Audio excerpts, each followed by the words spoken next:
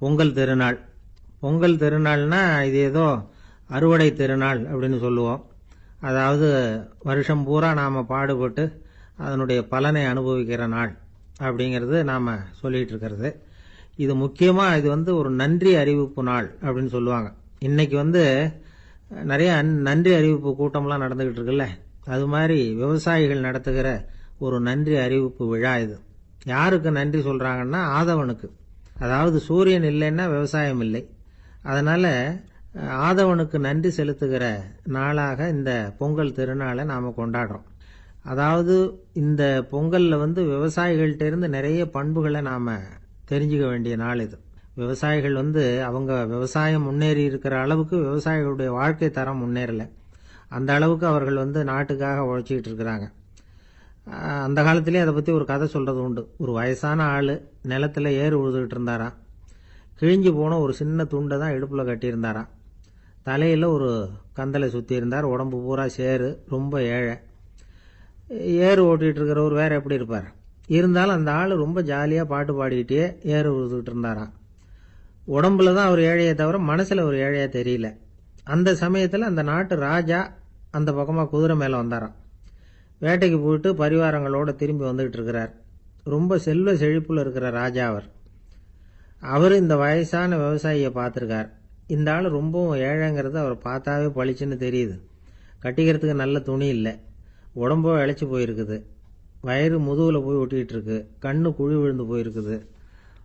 ஆனாலும் முகத்தை பார்த்தா சந்தோஷமா இருக்கிற மாதிரி இருக்கு. இவ்வளவு உற்சாகமா பாடிட்டு இருக்கிறாரே அப்படின்னு ஆச்சரியமா நினைச்சு பார்த்தார் அந்த ராஜா. சரி, அவர்கிட்ட கொஞ்சம் பேச்சு கொடுத்து பார்க்கலாம் அப்படின்னு முடிவு பண்ணார். ஐயா பெரியவரே, இப்படி கொஞ்சம் வர முடியுமான்னாராம். பொழுது போகிறதுக்குள்ளே நான் இந்த வயல் பூரா உழவு ஓட்டி ஆகணும், அதனால் பேசுறதுக்கு நேரம் இல்லை அப்படின்னாராம் அந்த பெரியவர்.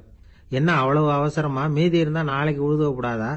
அது சரி, உனக்கு எத்தனை ஏக்கர் நிலம் இருக்குது அப்படின்னு விசாரிச்சிருக்கார் ராஜா. எனக்குன்னு சொந்தமாக உள்ளங்கை அளவு கூட நிலம் கிடையாது. இது எங்கள் முதலாளியோட நிலம். இதை பூராவும் உழுது முடிச்சாதான் அவர் கூலி கொடுப்பார். நான் கூலிக்கு உழுதுகிட்டு இருக்கிறேன். உங்ககிட்ட பேசிக்கிட்டு இருந்தா அவருக்கு துரோகம் பண்ணது மாதிரி ஆயிடும் அப்படின்னாராம். ராஜா குதிரையை விட்டு கீழே இறங்கினார். வரப்புல நடந்து அந்த பெரியவர்கிட்டயே போனாராம். சரி, ஒரு நாள் பூரா உழுதா உனக்கு எவ்வளவு கூலின்னு கேட்டிருக்கார். 8 அணா கூலி கிடைக்கும்னாராம் அவர்.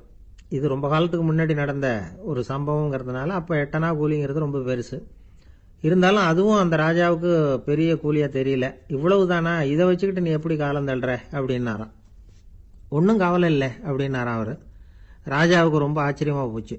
8 அணா கூலி வாங்குற இந்த ஆளு கவலை இல்லாம இருக்கிறார், ஏராளமான வசதியோடு இருக்கிறன்னா கவலை இல்லாம வாழ முடியலையே அப்படின்னு நினைச்சு பார்த்திருக்கார். அது சரி, 8 அணாவில் எப்படி குடும்பம் நடத்துற அப்படின்னு கேட்டாராம். எனக்கு கிடைக்கிற 8 அணாவில் 2 அணா குடும்பத்துக்கு செலவழிக்கிறேன், 2 அணா பழைய கடனுக்கு கொடுக்குறேன், 2 அணா தர்மம் செய்கிறேன், 2 அணா வட்டிக்கு கொடுக்குறேன், ஒரு குறையும் இல்லைன்னாராம். ராஜாவுக்கு ஒன்றும் புரியல.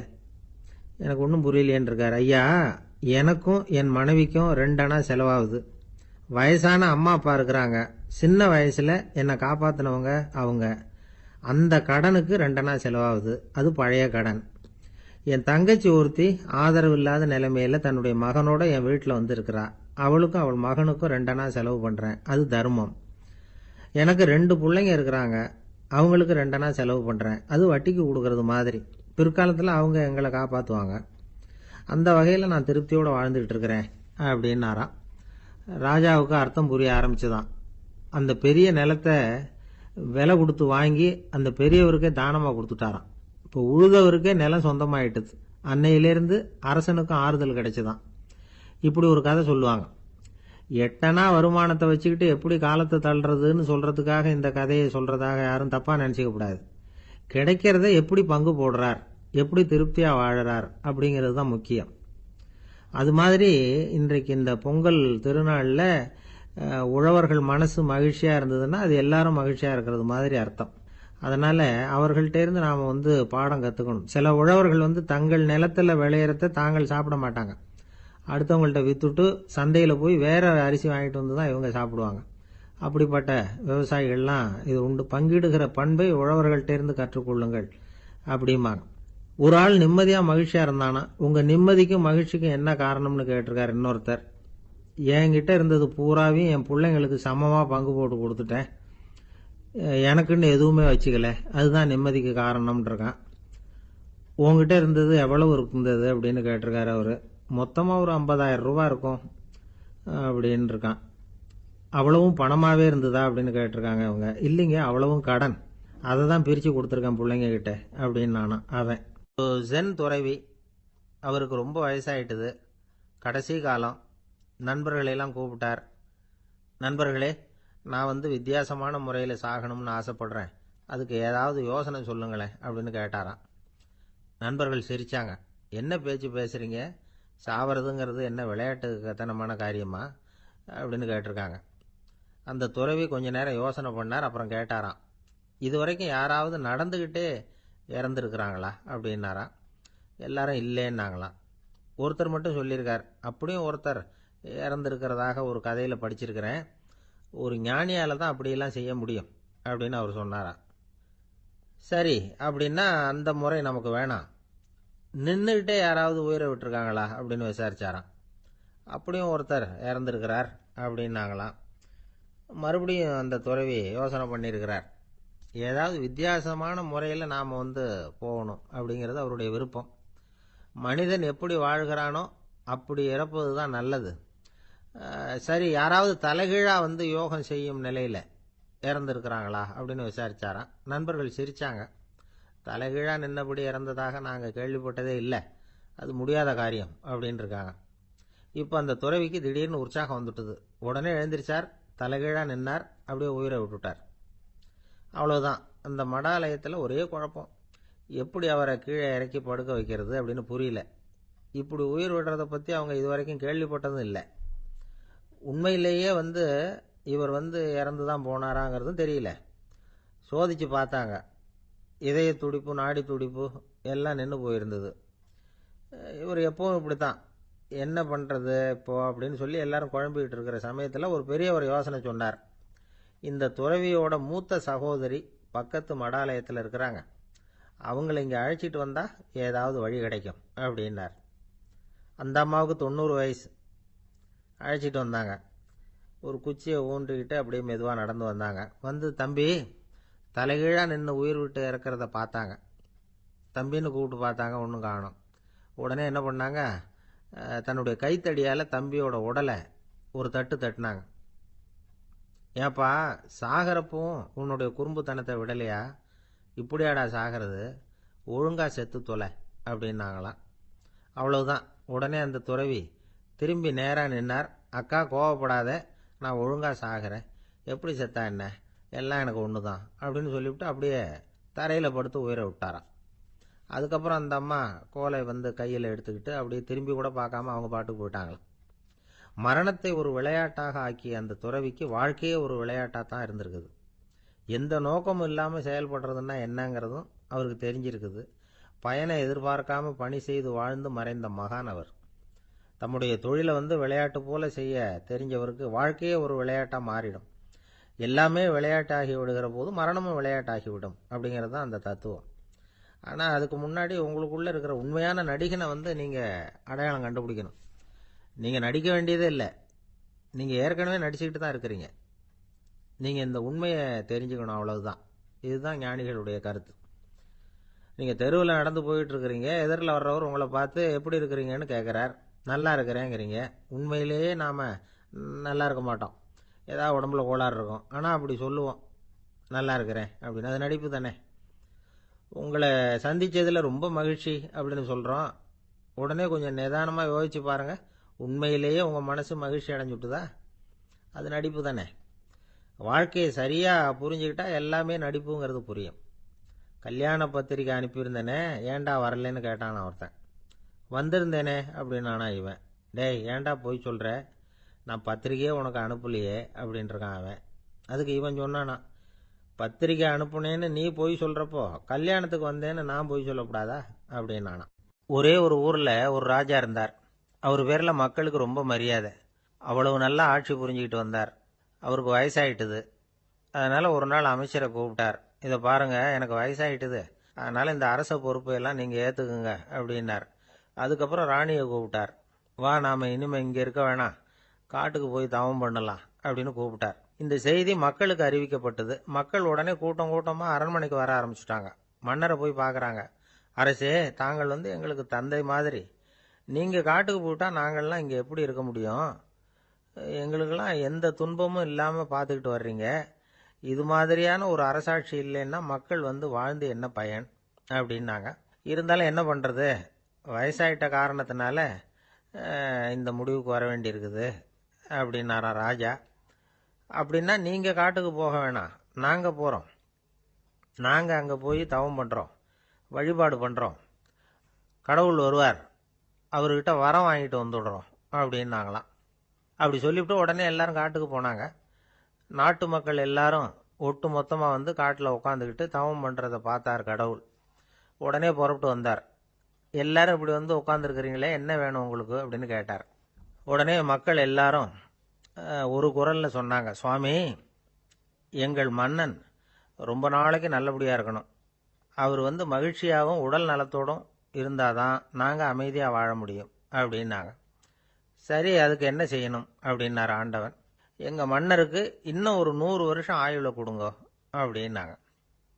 அவ்வளவுதானே, சரி அப்படியே ஆகட்டும் அப்படின்னு சொல்லிவிட்டு ஆண்டவன் போயிட்டார். மக்கள் மகிழ்ச்சியோட திரும்பி வந்தாங்க. மன்னா, கடவுள் வரம் கொடுத்துட்டார், நீங்க 100 வருஷம் வாழ போறீங்க அப்படின்னாங்க. இதை கேட்டதும் ராணி ராஜாவை வணங்கி, நான் தவம் செய்ய போறேன் அப்படின்னு புறப்பட்டாங்க. உடனே மக்கள் என்ன நினைச்சாங்க தெரியுமா? ஐயோ, நாம ராஜாவுக்கு மட்டும்தானே நீண்ட ஆயுள் வேணும்னு வரம் வாங்கினோம், ராணிக்கு வாங்கலையே, அதுதான் கோபத்துல புறப்பட்டாங்க போல இருக்கு அப்படின்னு நினைச்சு வருத்தப்பட்டாங்க. ஆனா ராணி நினைச்சது அது இல்லை. ராணி போய் தவம் பண்ணாங்க, கடவுள் காட்சி கொடுத்தார். இவங்க கேட்குறாங்க, சுவாமி, ராஜாவுக்கு மட்டும் 100 வருஷம் ஆயுள்னு வரம் கொடுத்துட்டீங்க, அப்படின்னா குடிமக்களும் 100 வருஷம் இருக்கணும். இப்படிப்பட்ட குடிமக்கள் இல்லைன்னா அப்படிப்பட்ட அரசன் இருந்து என்ன பிரயோஜனம் அப்படின்னாங்களாம். ஆண்டவன் பார்த்தார், சரி அவங்களும் 100 வருஷம் வாழ்வாங்க, அது மட்டும் இல்லை, நீயும் 100 ஆண்டு காலம் வாழ வரமளிக்கிறேன் அப்படின்னு சொல்லிவிட்டு மறைஞ்சிட்டார். இதுல ஆண்டவன் வர்றதும் மறையறதும் முக்கியம் இல்லை. இதுல கவனிக்க வேண்டியது ஆள்கிறவனின் விசால மனம், குடிமக்களின் விசால மனம், ஆள்கிறவன் மனைவியினுடைய விசால மனம். இப்படி ஒரு நாடு இருந்துட்டுதுன்னா எப்படி இருக்கும் வாழ்க்கை நினைச்சு பாருங்க. அதனாலதான் பெரியவங்கள்லாம் சொல்றாங்க, இதய வாசல் திறந்தே இருக்கணும், இதயத்தின் கதவுகளை மூடாதீங்க அப்படின்னு சொல்லுவாங்க. என்கிட்ட ஒருத்தர் சொன்னார், என்னுடைய இதய வாசல் எப்பவும் திறந்தே தான் இருக்குதுன்னார். எதனால் அப்படி சொல்றீங்க அப்படின்னு கேட்டோம். டாக்டரே சொல்லிவிட்டார், என்னுடைய இதயத்துல ஒரு ஓட்டை இருக்குது அப்படின்னு, வால்வு சரியில்லையா அப்படிங்கிறார். ஒரு ஆள் அசையாம கிடக்கிறார், அவர் இருக்காரா போயிட்டாராங்கிறத எப்படி முடிவு பண்றோம்? அவர் மூக்குக்கு முன்னாடி புறங்கையை வச்சு பார்க்குறோம், மூச்சு வருதா இல்லையா அப்படிங்கிறத கண்டுபிடிக்கிறதுக்காக. மூச்சுங்கிறது அவ்வளவு முக்கியமான ஒரு விஷயம். சுவாசம் இல்லைன்னா எதுவுமே இல்லை. நம்ம பூமி இருக்க, அது கூட சுவாசிக்குதுங்கிறத சோவியத் விஞ்ஞானிகள் கண்டுபிடிச்சிருக்கிறாங்க. பூமிக்கு மேல இருக்கிற மண் அடுக்குல காற்றுல உள்ள ஆக்சிஜன் ஆக்சிகரணம் அடையுது அப்படின்னு தான் இதுவரைக்கும் எல்லாரும் நம்பிக்கிட்டு இருந்தாங்க. ஆனா இப்ப என்ன கண்டுபிடிச்சிருக்கிறாங்கன்னா, அந்த ஆக்சிஜன் பூமிக்குள்ள 1 கிலோமீட்டர் ஆழம் வரைக்கும் ஊடுருவி போகுதான். பூமிக்குள்ள 2 பக்கமும் பல கிலோமீட்டர் வரைக்கும் பரவுதான். பூமிக்குள்ள இருக்கிற நீர்நிலை அடுக்குகள் தான் நுரையீரல் செய்யற வேலையை செய்யுதான். நம்ம உடம்புல நுரையீரல் இல்லைன்னா ஒன்றும் நடக்காது. ஒரு மரத்தை தலைகீழா தொங்க போட்டா எப்படி இருக்கும் அப்படி யோசிச்சு பாருங்க. அப்படித்தான் இதுவும், நுரையீரலும் அப்படித்தான் இருக்கும். வலது பக்கம் ஒன்று, இடது பக்கம் ஒன்று. வலது பக்கம் நுரையீரல் கொஞ்சம் பெருசா இருக்கும், நுட்பமான நரம்பு குழாய்கள் அதில் இருக்கும். கோடிக்கணக்கான நுண்ணிய குழாய்களை வச்சுக்கிட்டு தான் அது வேலை செய்யுது. 25 கோடி குழாய்கள் இருக்கும். அதை அப்படியே முழுசா பிரிச்சு பரப்புனா ஒரு டென்னிஸ் கோர்ட்ல பாதி பரப்பளவு இருக்குமா. நுரையீரல் நிறம் கருஞ்சிவப்பு தான். புகை அதிகமா உள்ள போச்சுன்னா அது கருப்பாயிடுது. காத்துல உள்ள பிராணவாயுவை இது இழுத்து எடுத்துக்கிட்டு ரத்தத்தை சுத்தப்படுத்துற முக்கியமான வேலையை இது செய்யுது. அசுத்த காத்தை வெளியில அனுப்பி வச்சிருது. ஒருத்தர் வேகமா ஓடி வரார், அவருக்கு மூச்சு இறைக்கும். பயங்கரமா எதையாவது பார்த்து விடுறார், உடனே மூர்ச்சை ஆயிடுவார். இது மாதிரி சமயங்கள்ல வேற எந்த தூண்டுதலும் இல்லாம நுரையீரல் தானாவே இயங்கும். இப்படி ஒரு அவசியம் ஏற்படுறப்போ இயக்கத்தை தூண்டி விடுற முக்கியமான இணைப்பு மூளைக்கு கீழே முதுகு எலும்புக்கு மேற்பகுதியில் இருக்குது. அது உடனே சுவாசத்துக்கு அவசர உதவியை கொடுக்குது. இப்ப ஒருத்தர் பேசாம உட்காந்துருக்கார். இந்த சமயத்துல அவருக்கு 1 பங்கு காத்து தேவைப்படுதுன்னு வச்சுக்கோங்க. அவர் எழுந்திருச்சு நடக்கும் பொழுது 1.5 மடங்கு தேவைப்படும். ஓடுனாருன்னா 3 மடங்கு தேவைப்படும். படுத்திருக்கிறப்ப 1/2 மடங்கு தான் தேவைப்படும். இதுக்கு நிமிஷத்துக்கு 16 தடவை மூச்சு விட்டாகணும். இப்படி சாதாரணமாக உள்ளே இழுக்கிற காற்று கொஞ்சம்தான் இருந்தாலும் இது மாதிரி 8 மடங்கு காற்றை உள்ளே இழுத்து வச்சுக்கிற சாமர்த்தியம் நுரையீரலுக்கு இருக்குதான். தண்ணி, நுண்கிருமிகள், ரசாயன பொருள் இப்படி எது உள்ளே போனாலும் நுரையீரல் சமாளிச்சுக்கும். 30 வருஷமாக விடாத புகை பிடிக்கிறவர் தொடர்ந்து உள்ளே அனுப்பி வைக்கிற புகையை கூட சமாளிக்குதுன்னா பார்த்துங்களேன். உள்ளே போகிற புகை நுட்பமான சுவாச முடிச்சுகளை அழிச்சுடுது. கறி புகை அது மேலே படிஞ்சு உபயோகம் இல்லாமல் பண்ணிவிடுது. ஆனாலும் தேவைக்கு அதிகமாக 8 மடங்கு கூடுதலாக சுவாச முடிச்சுகள் நம்ம உடம்புக்குள்ளே இருக்கிறதுனால சமாளிக்க முடியுது. சமாளிக்க முடியலன்னா சில சமயம் மூச்சு திணறும். அதை ஒரு எச்சரிக்கையாக எடுத்துக்கிட்டு புகை பிடிக்கிற பழக்கத்தை விட்டுடணும். அதுதான் நல்லது. ஆனால் அப்படி யார் விடுறது? இணை பிரியாத 2 நண்பர்கள் இருந்தாங்களாம். 2 பேரும் விடாமல் சிகரெட்டு குடிக்கிறவங்க. அதில் ஒருத்தன் செத்து போட்டான். இன்னொருத்தன் அதுக்கப்புறம் 2 சிகரெட்டாக குடிக்க ஆரம்பித்தானா. ஏன் இப்படி பண்ணுறேன்னு கேட்டிருக்காங்க. நான் ஒரு சிகரெட்டு தான் குடிக்கிறேன், செத்து போன என்னுடைய ஃப்ரெண்டு இருக்கானே செத்து போனவன், அவனுக்காக இன்னொரு சிகரெட்டு குடிக்கிறேன் அப்படின்னு நானா. இது ரொம்ப ஆபத்து, விட்டுடு அப்படின்னு சொல்லியிருக்காங்க. சரின்னு ஒத்துக்கிட்டான். ஆனால் அதுக்கப்புறமும் ஒரு சிகரெட் வீதமாக குடிச்சிக்கிட்டே இருந்தான். சிகரெட்டு பழக்கத்தை நீ இன்னும் விடலையான்னு கேட்டாங்களாம். அந்த பழக்கத்தை நான் எப்போவோ விட்டுட்டேன், இப்போ நான் குடிக்கிறது என் ஃப்ரெண்டுக்காக அப்படின்னு நானா. இவங்கெல்லாம் எப்படி திருந்துறது? எது ரொம்பவும் கஷ்டமான காரியம் அப்படின்னு கேட்டார் ஒருத்தர். ஒருத்தருக்கு ஒருத்தர் சண்டை போடாமல் இருக்கிறது தான் ரொம்ப கஷ்டமான காரியம் அப்படின்னு தோணுது. ஒரு நாட்டுக்கும் இன்னொரு நாட்டுக்கும் சண்டை, நாட்டுக்குள்ளேயே ஒரு குரூப்புக்கும் இன்னொரு குரூப்புக்கும் சண்டை. ஏன் சண்டை போட்டுக்கிறீங்கன்னு கேட்டு பாருங்க. நாங்கள் சமாதானத்துக்காக தான் சண்டை போட்டுக்கிறோம் அப்படிம்பாங்க. வாழறதுக்காக பிறந்த மனுஷன் லட்சியத்துக்காக உயிரை விட தயார் அப்படின்னு சொல்லிட்டு இருப்பான். அப்படி உயிரை விடுறவங்கள நாமளும் பாராட்டுவோம். ஆனால் ஒன்றுமில்லாத விஷயங்களுக்கெல்லாம் சண்டை போடுறவங்களெல்லாம், அப்படிப்பட்டவங்களையும் சரி உயிரை விடுறவங்களையும் சரி என்னன்னு சொல்கிறது? யுத்தங்களாலேயும் சண்டைகளாலேயும் நாம் அடையிறது என்னங்கிறது ஒரு பக்கம் இருக்கட்டும், இழக்கிறது என்ன தெரியுமா? ஏராளமான உயிர்கள். ரத்தம் சிந்தறதுக்கு நான் தயார் அப்படின்னு மார்தட்டி சொல்லலாம். ஆனால் ரத்தம் சிந்தினா உயிர் காத்துக்கிட்டு இருக்க தயார் இல்லை. அதாவது உயிர் நமக்காக காத்துக்கிட்டு இருக்க தயார் இல்லை. இழக்கிற ரத்தத்தை ஈடுகட்டினா தான் உயிரை காப்பாற்ற முடியும். அதனால் இது சம்பந்தமாக ஆராய்ச்சி செய்கிற கட்டாயம் ஏற்பட்டு போச்சு. அதோட விளைவாக புதுசாக ஒன்றை கண்டுபிடிச்சிருக்கிறாங்க. அதுதான் செயற்கை ரத்த பொடி. இப்போ இந்த திடீர் சாம்பார் பொடி, திடீர் ரசப்பொடி, திடீர் காப்பி பொடி இப்படிலாம் சொல்கிறோம்ல, அது மாதிரி இது திடீர் ரத்த பொடி. இஸ்ரேல் ஒரு சின்ன நாடு, மக்கள் தொகை குறைச்சல், அதோட போர்கள் வேற. அதனால் காயம்பட்டவங்களை காப்பாற்றியே தீர வேண்டிய கட்டாயம். காப்பாற்றணும்னா ரத்த இழப்பை தடுக்கணும். அப்படின்னா உடனடியாக புது ரத்தம் செலுத்தி ஆகணும். திடீர்னு ரத்தம் வேணும்னா எங்கே போகிறது? அதுவும் கிடைக்கிற ரத்தம் சேர்ற குரூப்பாக இருக்கணும். ஒரு வேடிக்கை பார்த்தீங்களா, நான் வேற குரூப்பு நீ வேற குரூப்புன்னு இவன் சண்டை போடுறான். இதில் அடிபட்டவனுக்கு ரத்தம் கொடுக்க போனால் அதுலேயும் அது வேற வேற குரூப்பாக இருக்குது. அது ரத்தமும் வேற வேற குரூப்புன்னு சொல்லிகிட்டு இருக்குது. எந்த குரூப்பு ரத்தம் வேணும்? அது உடனடியாக கிடைக்கலன்னா என்ன பண்ணுறது? இப்படிப்பட்ட கஷ்டம்லாம் நமக்கு வந்துடுது.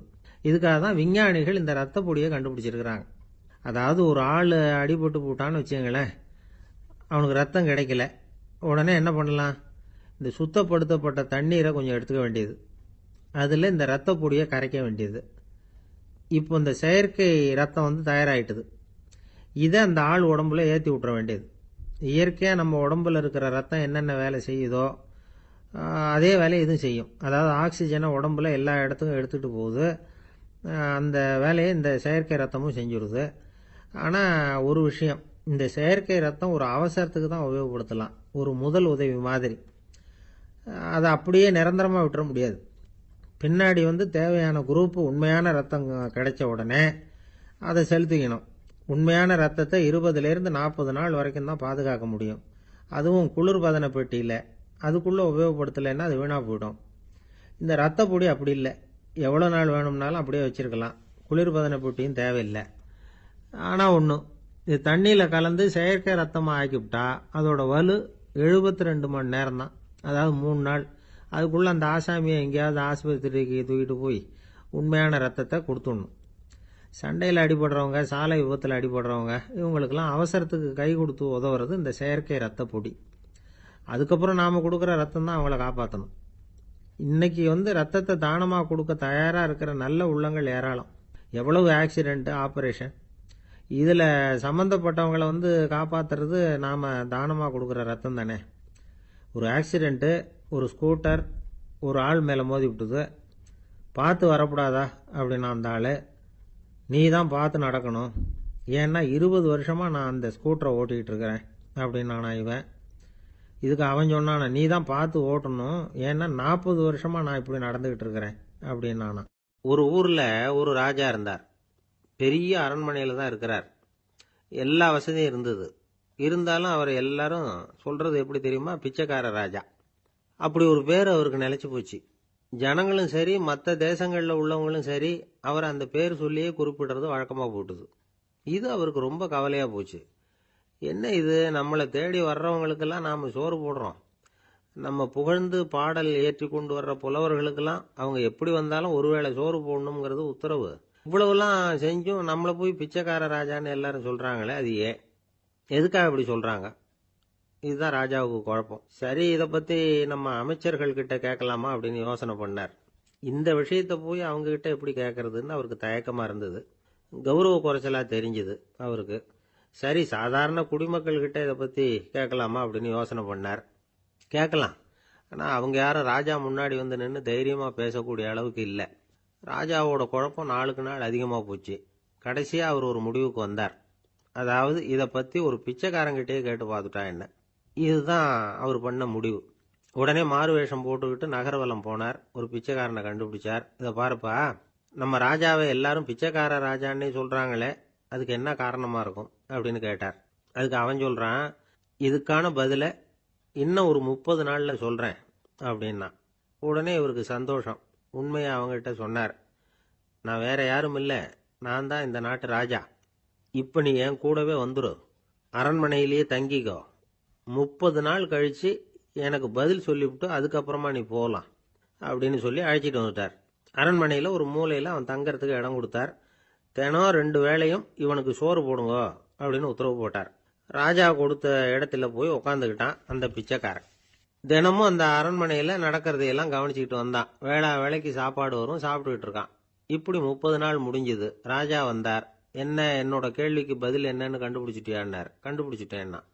என்ன எல்லாரும் பிச்சைக்கார ராஜான்னு சொல்றாங்களே, அது நியாயமா படுதா உனக்குன்னு கேட்டார். நியாயமா தான் படுது, சந்தேகம் இல்லாம நீங்க பிச்சைக்கார ராஜா தான். என்னதான் நீங்க வசதியோடவும் படைபலத்தோடவும் இருந்தா கூட நீங்க எங்க வர்க்கத்தை சேர்ந்த ஆசாமி தான் அப்படின்னு அடிச்சு சொல்லிவிட்டான் அந்த ஆள். ஏனால் அப்படி சொல்றேன்னு கேட்டார் இவர். அரசே, ஒரு உண்மையை கண்டுபிடிச்சு சொல்றதா நான் உங்ககிட்ட சொன்னேன். நீங்க ராஜ பரம்பரைன்னா உடனே உங்க கழுத்துல கிடக்கிற முத்து மாலையை கழட்டி பரிசா கொடுத்துருப்பீங்க, பொன்னையும் மணியையும் கொடுத்துருப்பீங்க. ஆனா நீங்க அப்படி செய்யல. என்ன ஒரு மூலையில உட்கார வச்சு 2 வேளை சோறு போட சொன்னீங்க. உங்களை தேடி யார் வந்தாலும், யார் வந்து பாராட்டி பேசினாலும் அல்லது பிரச்சனைகளை சொன்னாலும் நீங்க செய்யற ஒரே காரியம் சோறு போடுறது தான். பிச்சைக்காரனுக்கு சோறு மட்டும்தான் உலகம். உங்க விஷயத்திலையும் நீங்க அப்படித்தான் நினைக்கிறதாக தெரியுது. நல்லா கவனிங்க. எந்த ஒரு பிரச்சனைக்கும் சோறு தான் முடிவுன்னு நினைக்கிறீங்க பாருங்க. நீங்க சந்தேகமில்லாத எங்களை சேர்ந்த ஆளுதான் அப்படின்னு விட்டான் அந்த பிச்சைக்காரன். அதுக்கப்புறம் தான் அந்த ராஜா தன்னுடைய தவறுகளை எல்லாம் திருத்திக்கிட்டாராம். பசின்னு வர்றவங்களுக்கு சோறு தான் போடணும், அது தப்பு இல்ல. பாராட்ட வர்றவங்களுக்கெல்லாம் சோத்தையே போட்டு அனுப்புனா இப்படிதான் பேர் வரும். எனக்கு தெரிஞ்ச ஒருத்தர் தினமும் யாராவது ஒருத்தரை தன் வீட்டுக்கு அழைச்சிட்டு போவார், சாப்பாடு போட்டு அனுப்புவார். முன்னறிவிப்பு இல்லாம திடீர்னு ஒரு விருந்தாளியோட வீட்டுல போய் இவர் நிக்கிறது வழக்கம். அந்த அம்மாவும் இவருக்காக தயார் பண்ணி வச்சிருந்ததை இவர் அழைச்சிட்டு வந்திருக்கிற விருந்தாளிக்கு போட்டுருவாங்க. விருந்தாளி சாப்பிட்டுட்டு போனதுக்கு அப்புறம் இவர் மனைவி கிட்ட உனக்கு சிரமம் வேணாம் அப்படின்னு சொல்லிவிட்டு பக்கத்துல உள்ள ஒரு ஹோட்டலுக்கு போய் காசு கொடுத்து சாப்பிட்டுட்டு வந்துருவார். பல நாள் இப்படி நடக்கும். ஒரு நாள் அவரை தனியா கூப்பிட்டுக்கிட்டு போய் ஏன் இப்படி பண்றீங்கன்னு கேட்டோம். அதுக்கு அவர் சொல்றாரு, எங்க வீட்டு சாப்பாட்டுல இருந்து தப்பிக்கிறதுக்கு எனக்கு வேற வழி எதுவும் தெரியல சார், அதனாலதான் இப்படி பண்ணிட்டு இருக்கிறேன் அப்படின்னார் ரொம்ப பரிதாபமா. என்னை விட யோக்கியம் இந்த உலகத்துல வேற யாரும் இல்லை சார் அப்படின்னார் ஒருத்தர். அவரை விட அயோக்கியன் வேற யாரும் இருக்க முடியாதுங்கிற முடிவுக்கு கேட்டவங்க வந்துட்டாங்களாம். மனுஷனுக்கு இருக்கிற ஒரு மிகப்பெரிய குறையே தன்கிட்ட இருக்கிற குறை அவனுக்கு தெரியாம போறது தான். ஆனா அடுத்தவங்க கிட்ட இருக்கிற குறை இவனுக்கு தெளிவா தெரிஞ்சிடும். ஒரு ஒட்டகம் ஒரு கொக்கை பார்த்து ஒரு கேள்வி கேட்டுதான். என்ன கேள்வி தெரியுமா? உன் கழுத்து ஏன் இப்படி வளைஞ்சு போயிருக்குது அப்படின்னு கேட்டிருக்கு. இதுக்கு உடம்பே வளைச்சல். இது போய் கொக்கை கிண்டல் பண்ணுது. இன்னைக்கு மனித சுபாவமும் கிட்டத்தட்ட இப்படித்தான் இருக்குது. இந்த உலகத்துல குறையில்லாத மனிதர்கள் யாரும் கிடையாது, நாம உள்பட. அப்படிங்கிறத முதல்ல நாம் நல்லா புரிஞ்சுக்கணும். ஒரு ஊரில் ஒரு விற்பனை நிலையம் இருந்தது. செல்ல பிராணிகளை விற்பனை செய்கிற நிலையம் அது. நாய், கிளி, பூனை இப்படி நிறைய வச்சு விற்பனை பண்ணிகிட்டு இருக்கிறாங்க. நாய்க்குட்டி விற்பனை செய்கிற பகுதியில் ஒரு சிறுவன் நின்றுக்கிட்டு இருந்தான். விற்பனை செய்கிற ஆளுகிட்ட விலை கேட்டுக்கிட்டு இருந்தான். அதோ இருக்குதே அந்த நாய்க்குட்டி என்ன விலை அப்படின்னு கேட்டானா. 1000 ரூபா அப்படின்னாரான். சரி அது வேணாம், இது என்ன விலைன்னு இருக்கான். 500 ரூபா அப்படின்னாரான். இந்த சின்ன பையன் கையில் வச்சிருந்தது வெறும் 50 ரூபா தான். அதனால் இதை விட குறைச்சலாக கிடைக்குமான்னு பார்த்துருக்கான். அந்த கடையில் ஒரு மூலையில் சரியாக கவனிக்கப்படாமல் ஒரு நாய்க்குட்டி படுத்து கிடந்தது. பாவமாக கத்திக்கிட்டு இருந்தது. அதை பார்த்ததுமே இவனுக்கு அது ரொம்ப பிடிச்சி போச்சு. உடனே அந்த கடைக்காரரை பார்த்து, அதுவும் அந்த மூலையில் படுத்து கிடக்குதே அந்த நாய்க்குட்டி என்ன விலை அப்படின்னு கேட்டிருக்கான். தம்பி, அது ஒரு கால் ஊனம், அதனால் அது உன்னோட குதித்து விளையாடவோ ஓடுறதோ அதால் முடியாத காரியம் அப்படின்ட்டுருக்கார் அவர். அது தெரிஞ்சுதாங்க கேட்குறேன், அதோட விலை என்ன அதை மட்டும் சொல்லுங்களேன் அப்படின்ட்டுருக்கான். தம்பி, இது வந்து கால் ஊனம் உள்ள ஒரு நாய். இதை போய் காசு கொடுத்து வாங்கிறதுக்கு யாராவது பிரியப்படுவாங்களா? இதை நான் உனக்கு இலவசமாகவே தர்றேன், எடுத்துகிட்டு போ அப்படின்னாரான். இதை கேட்டதும் அந்த சிறுவனுக்கு கோவம் வந்துட்டு தான். நீங்கள் ஒன்றும் சும்மா கொடுக்க வேணாம், இந்தாங்க 50 ரூபா, இதை வச்சுக்கிட்டு நாய்க்குட்டியை கொடுங்க அப்படின்ட்டுருக்கான். அவருக்கு ஒன்றும் புரியல, ஆச்சரியமாக இருந்தது. சரின்னு பணத்தை வாங்கிட்டு நாய்க்குட்டியை தூக்கி கொடுத்தார்.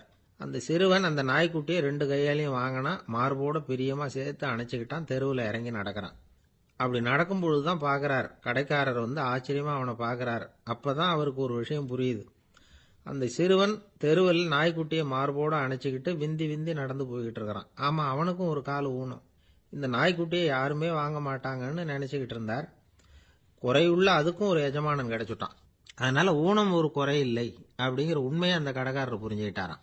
நம்மால் ஒருத்தர் கொஞ்சம் வயசானவர், எழுந்திரிச்சு சரியாக நடக்க முடியாது, சாய்வு நாற்காலியிலேயே எப்பவும் உட்காந்துருப்பார். அவர் தனக்கு துணையாக ஒரு நாயை பக்கத்தில் வச்சுருந்தார். அதுவும் ரொம்ப வயசான ஒரு நாய், எழுந்திரிக்கவே சிரமப்படும், நடக்கவும் முடியாது. அவர் பக்கத்திலே இதுவும் சோர்ந்து போய் படுத்து கிடக்கும். அந்த பெரியவரை பார்க்க வந்த ஒருத்தர் கேட்டார், ஏங்க, ஒரு சின்ன பையனை உங்களுக்கு துணையாக வச்சுக்கப்படாதா? இந்த நாயை உங்களுக்கு பாதுகாப்பாக வச்சுருக்கிறீங்களே, உங்களுக்கு ஒரு ஆபத்துன்னா இது எப்படி உங்களுக்கு உதவ முடியும் அப்படின்னார். அப்போ அவர் சொன்னாராம், எனக்கு ஒரு ஆபத்துன்னா அந்த சமயத்தில் இந்த நாய் என்னை தனியாக விட்டுட்டு ஓடி போயிடாமல் இருக்கணும்ல, அதுக்காகத்தான் இதை நான் வச்சுருக்கிறேன் அப்படின்னாராம். நம்மளில் சில பேர் ரொம்ப தைரியமாக இருப்பாங்க. நாம் கூட சொல்கிறது உண்டு, அந்த ஆளுகிட்ட வர்றதுக்கு எமன் கூட பயப்படுவான் அப்படின்னு சொல்கிறது உண்டு. தைரியசாலிகளை நெருங்கிறதுக்கு எமன் பயப்படுவான் அப்படின்னு சொல்கிறது உண்மைதான். அது பொய் இல்லை. மன வலிமை இருக்கு பாருங்க, அது மனுஷனை காப்பாற்றும். இது வந்து மருத்துவ ரீதியான உண்மை. உடல் கோளாறுகள் மன ஆரோக்கியத்தை பாதிக்கும். மன எழுச்சி, மன போராட்டம் இதெல்லாம் வந்து உடல் இயக்கத்தில் மாறுதலை உண்டாக்குது. சில வகையான நோய்களுக்கும் மனசுக்கும் இருக்கிற சம்பந்தம் என்னங்கிறத பற்றியெல்லாம் இப்போ ஆராய்ச்சி பண்ணுறாங்க. ஆஸ்மா, மூட்டு வலி, பெருங்குடல் அழற்சி, உயர் ரத்த அழுத்தம், சோரியாசிஸுங்கிற தோல் வியாதி, வயிற்று புண்ணு, இந்த தைராய்டு நச்சுத்தன்மை, இது மாதிரி நோய்களை உண்டாக்குறதுல மனசோட பங்கு என்னங்கிறத பற்றியெல்லாம் ஆய்வு பண்ணி பார்த்துருக்குறாங்க. எதுக்கு எடுத்தாலும் சோர்ந்து போகிறது, தோண்டு போகிறது, இப்படிப்பட்ட மனவாகு, அதோட யாரும் நமக்கு உதவ முடியாது அப்படிங்கிற மனோபாவம், கைவிடப்பட்ட மனநிலைமை, இதெல்லாம் வந்து நோயோட தீவிரத்தை ரொம்ப அதிகரிக்க செய்யுதான். இவங்கெல்லாம் அந்த கைகால் வலிக்குது, உடம்பு அசதியாக இருக்குது, தூக்கம் வரல, முதுகு வலிக்குது, உடம்புல வந்து உணர்ச்சி குறையுது, கைகால் விரல்லாம் மரத்து போகுது, இப்படி ஏதாவது சொல்லிக்கிட்டு டாக்டர்களை தேடி வந்துக்கிட்டு இருப்பாங்க. நெஞ்சு வலி வந்து யாருக்கு வருது தெரியுமா? பதற்றம், போட்டி மனப்பான்மை, அளவுக்கு அதிகமான வேகம், துடிப்பு, பேராசை, எதுலேயும் கட்டுப்பாடு, நேரம் தவறாமை, அப்புறம் இதெல்லாம் வந்து உள்ள மனவாக உள்ளவங்க இருக்கிறாங்கல்ல, அவங்க பெரும்பாலும் நெஞ்சு வலிக்கு ஆளாயிடுறாங்களாம். ஃப்ரீட்மேன் அப்படிங்கிறவர் நிறைய ஆராய்ச்சியெல்லாம் பண்ணி பார்த்துட்டு இதை உறுதிப்படுத்தியிருக்கிறார். அவர் பண்ணின ஆராய்ச்சியில் என்னெல்லாம் தெரிய வந்தது தெரியுமா? பொறுப்பு அதிகம் உள்ளவங்களுக்கு கண்டிப்பாக ரத்த அழுத்தம் வரும், அதிகமாக இருக்குமா. அதே மாதிரி கண்டிப்பாக இருக்கிறாங்கல்ல, அவங்களுக்கும் ரத்த அழுத்தம் அதிகரிக்குமா. ரத்த அழுத்தம் தனக்கு அதிகமாக இருக்குங்கிறத தெரிஞ்சுக்கிட்டவங்க தலைவலி, மயக்கம், இந்த தலை சுத்தல், அசதி, இது மாதிரியான உணர்வுகளை வந்து அவங்களுக்கு வந்துடும், அது மாதிரி உணர்வு. ஆனால் உண்மை என்ன தெரியுமா? இதெல்லாம் வந்து ரத்த அழுத்தத்தினால இல்லை, ரத்த அழுத்தம் கட்டுப்பாட்டுக்குள்ள இருந்தா கூட இவங்க இப்படி நினைக்கிறாங்களாம். இதுக்கு காரணம் மனசு தான் அப்படிங்கிறார் அவர். சில பேர் எப்படி தெரியுமா, ஒருத்தர் மாரடைப்பால் இறந்து போனார் அப்படின்னு கேள்விப்பட்டா போதும், இறந்து போறதுக்கு காரணம் இதயம்தான் அப்படிங்கிற பீதியால இதய தளர்ச்சி அப்படிங்கிற மனநோயால் பாதிக்கப்படுறார். இவங்கெல்லாம் அடிக்கடி தங்களுடைய இதய பகுதியை தொட்டு பார்த்துக்குவாங்க, நாடியை பிடிச்சி பார்த்துக்குவாங்க. அடிக்கடி மூச்சை உள்ளுக்கு இழுத்து வெளியில் விட்டு வலி வருதா அப்படின்னு பார்த்துக்கிட்டு இருப்பாங்க. வேற எங்கேயாவது வலிச்சா கூட நெஞ்சை வலிக்குதா அப்படின்னு பார்ப்பாங்க. நெஞ்சு வலிக்குதுன்னு கூட சில பேர் சொல்ல ஆரம்பிச்சிருவாங்க. ஆஸ்மாவுக்கும் மனசுக்கும் சம்பந்தம் உண்டு. தீர்வு காண முடியாத மன போராட்டங்கள் எல்லாத்துக்கும் அடுத்தவங்களையே சார்ந்து இருக்கிற மனநிலை, இதெல்லாம் ஆஸ்மாவினுடைய தீவிரத்தை அதிகப்படுத்திடும். பயம், இது எப்படின்னா என்ன நடக்குமோங்கிற பதற்ற நிலை, அப்புறம் இந்த பயம் இதெல்லாம் சுவாசித்தலை அதிகரிக்க செய்யுது இல்லையா. இதனால் ரத்தத்தின் காரத்தன்மை அதிகமாகி நோயின் தீவிரமும் அதிகமாகுது. மன போராட்டம், மனக்கவலை, மன இறுக்கம் இதெல்லாம் தோல் வியாதியை தூண்டி விடுதான். இது மாதிரி இன்னும் எவ்வளவோ இருக்குது. அதனால் இன்னைக்கு நமக்கு தேவை என்னன்னா மன வலிமை, மலர்ந்த முகம். இது ரெண்டும் இருந்துட்டுதுன்னா பலவிதமான நோய்கள் நம்மக்கிட்ட நெருங்கி வராது. டாக்டர், என்ன நெருங்காமல் இருக்கிறதுக்கு நான் ஒரு காரியம் பண்ணுறேன் அப்படின்னார் ஒருத்தர். அவர் என்ன அர்த்தத்தில் சொன்னார்னா, டாக்டர் அவரை நெருங்காமல் இருக்கிறதுக்கு அவர் ஒரு காரியம் பண்ணுறாராம். நண்பர்கிட்ட சொன்னார். நண்பர் கேட்டார், அது என்ன காரியம் பண்ணுற அப்படின்னு கேட்டார். தினம் ஒரு ஆப்பிள் பழம் சாப்பிட்றேன்னார் அவர். ஏன்னா ஆங்கிலத்தில் ஒரு பழமொழி சொல்லுவாங்கள்ல, an apple a day keeps doctor away அப்படிம்பாங்க. ஒரு ஆப்பிள் பழம் சாப்பிட்டா டாக்டர் விலகியே இருப்பார், டாக்டர்கிட்ட போக வேண்டிய அவசியம் இருக்காது அப்படிங்கிறதுக்காக அந்த பழமொழி சொல்கிறது. என்ன, நான் யாருமே நெருங்காமல் இருக்கிறதுக்கு நான் ஒரு காரியம் பண்ணுறேன்னார் இன்னொருத்தர். டாக்டர் நெருங்காமல் இருக்கிறதுக்கு ஆப்பிள் பழம் சாப்பிட்றேன்னார் அவர். என்ன, யாருமே நெருங்காமல் இருக்கிறதுக்கு நான் ஒரு காரியம் பண்ணுறேன்னார் இன்னொருத்தர். அது என்னன்னு கேட்டோம். தினம் ஒரு பூண்டு சாப்பிட்றேன்னார். ஏ கார்லிக் எ டே கீப்ஸ் எவ்ரிபடி அவே அப்படின்னு அதுக்கு ஒரு புது விளக்கமும் கொடுத்தார். ஒரு ஊரில் ஒரு ராஜா இருந்தார். அவர் அடிக்கடி காட்டுக்கு வேட்டையாட போவார். சில நண்பர்களையும் கூட அழைச்சிக்கிட்டு போவார். காட்டுக்கு போனதும் ஆளுக்கு ஒரு பக்கமாக போய் வேட்டையாடுவாங்க. சாயந்தரமாக திரும்பி வருவாங்க. மறுநாள் அரண்மனையில் உட்காந்து ஒவ்வொருத்தரும் அவங்க அனுபவங்களை எல்லாம் சொல்லிக்குவாங்க. அவங்க வீரத்துக்கு தகுந்த மாதிரி பரிசை அந்த ராஜா கொடுப்பார். இது மாதிரி ஒரு தடவை எல்லாரும் வேட்டைக்கு போயிட்டு திரும்பி வந்ததும் உட்காந்து பேச ஆரம்பிச்சிருக்கிறாங்க. ஒருத்தன் சொன்னான், தன்னுடைய வீர தீர செயலை பற்றி அளக்க ஆரம்பிச்சிட்டான்.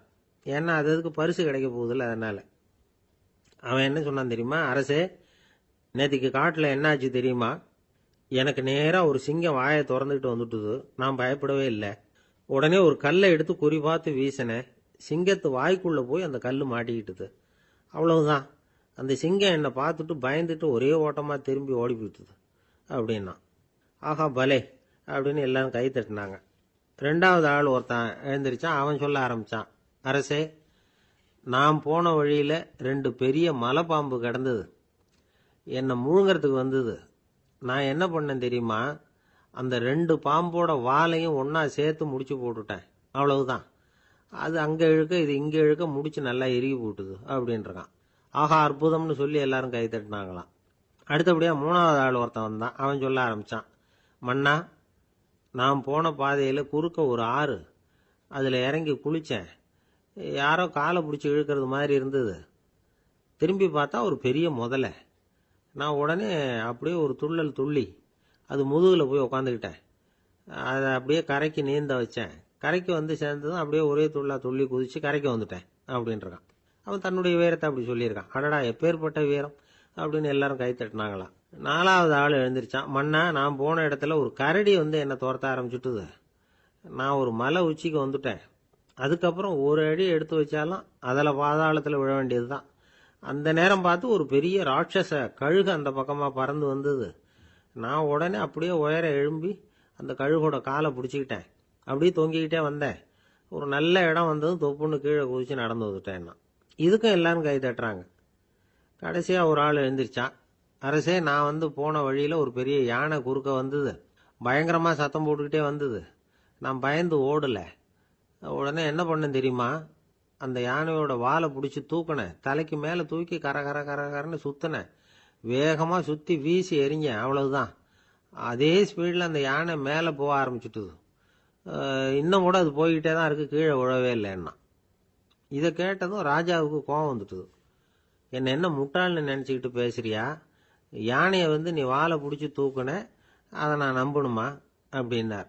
உடனே இவன் பணிவா பதில் சொன்னான். அரசே, ஒரு சிங்கத்து வாயில கல்லு மாட்டிக்கிட்டதை நம்புறீங்க, மலைப்பாம்பு வாலை பிடிச்சி முடிச்சு போட்டதை நம்புறீங்க, முதல்ல முதுகில் சவாரி பண்ணதையும் நம்புறீங்க, கழுகு காலை பிடிச்சிக்கிட்டு பறக்கிறதையும் நம்புறீங்க.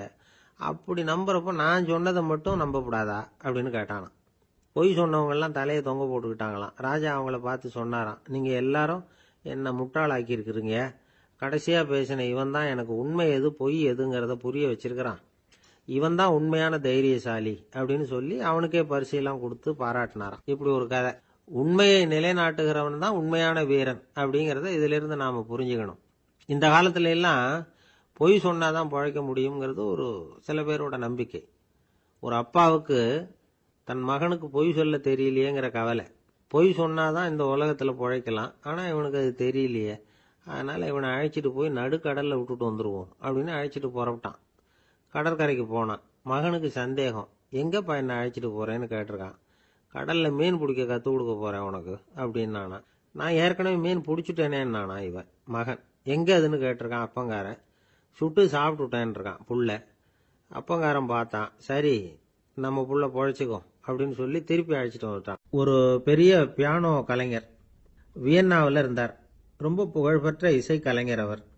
இங்கிலாந்து மகாராணி விக்டோரியா அவருடைய சங்கீதத்தை கேட்கணும்னு ஆசைப்பட்டாங்க. அவரை அரண்மனைக்கு கூப்பிட்டாங்களாம். பியானோ வாசிக்க சொல்லி கேட்டாங்களாம். இவரும் ரொம்ப பிரமாதமாக வாய்ச்சி காட்டியிருக்கார். உடனே பாராட்டி பரிசுகள்லாம் கொடுத்து அனுப்புனாங்களாம். அந்த இசையை கேட்கறதுல அரசிக்கு ரொம்பவும் ஆர்வம் உண்டு. அதனால் அதுக்கப்புறமும் அந்த கலைஞர் அடிக்கடி அரண்மனைக்கு வர வேண்டிய அவசியம் ஏற்பட்டது. ஏன்னா அரசி கூப்பிட ஆரம்பித்தாங்க. இவர் போகணும், அங்கே இசை நிகழ்ச்சி நடத்தணும். இவர் அங்கே பாடி வாசிக்கிறது உண்டு. ஒரு தடவை மகாராணி அவரை பார்த்து, உங்கள் நாட்டு தேசிய கீதம் பாடுங்களேன் அப்படின்னு கேட்டாங்களாம். உடனே அவர் தன்னுடைய நாடான ஆஸ்திரியாவின் தேசிய கீதத்தை பாடியிருக்கிறார். அவர் பாட ஆரம்பித்த உடனே மகாராணி எழுந்திருச்சு நின்னாங்களாம். அதுக்கு மரியாதை செலுத்துகிற நோக்கத்தோட பாட்டு முடிகிற வரைக்கும் அப்படியே நின்றுக்கிட்டு இருந்தாங்களாம். இதுதான் அந்த அரசியினுடைய பெருந்தன்மை. அதாவது நாட்டுப்பற்றுங்கிறது அந்த அளவுக்கு அப்படி இருக்கணும். இப்படி ஒரு அரசியே நம்ம நாட்டு தேசிய கீதத்துக்கு எழுந்திருச்சு நின்று மரியாதை செலுத்துகிறாங்க அப்படிங்கிறத புரிஞ்சுக்கும் பொழுது அந்த முதிய கலைஞரின் மகிழ்ச்சிக்கு அளவே இல்லையாம். அதுக்கப்புறம் அந்த பியானோ கலைஞர் ஒரு நாள் தன்னுடைய நண்பர் ஒருத்தர்கிட்ட பேசிக்கிட்டு இருந்தாராம். அப்போ சொன்னாராம், மகாராணியார் எனக்கு எவ்வளவோ பரிசுகள்லாம் கொடுத்துருக்குறாங்க.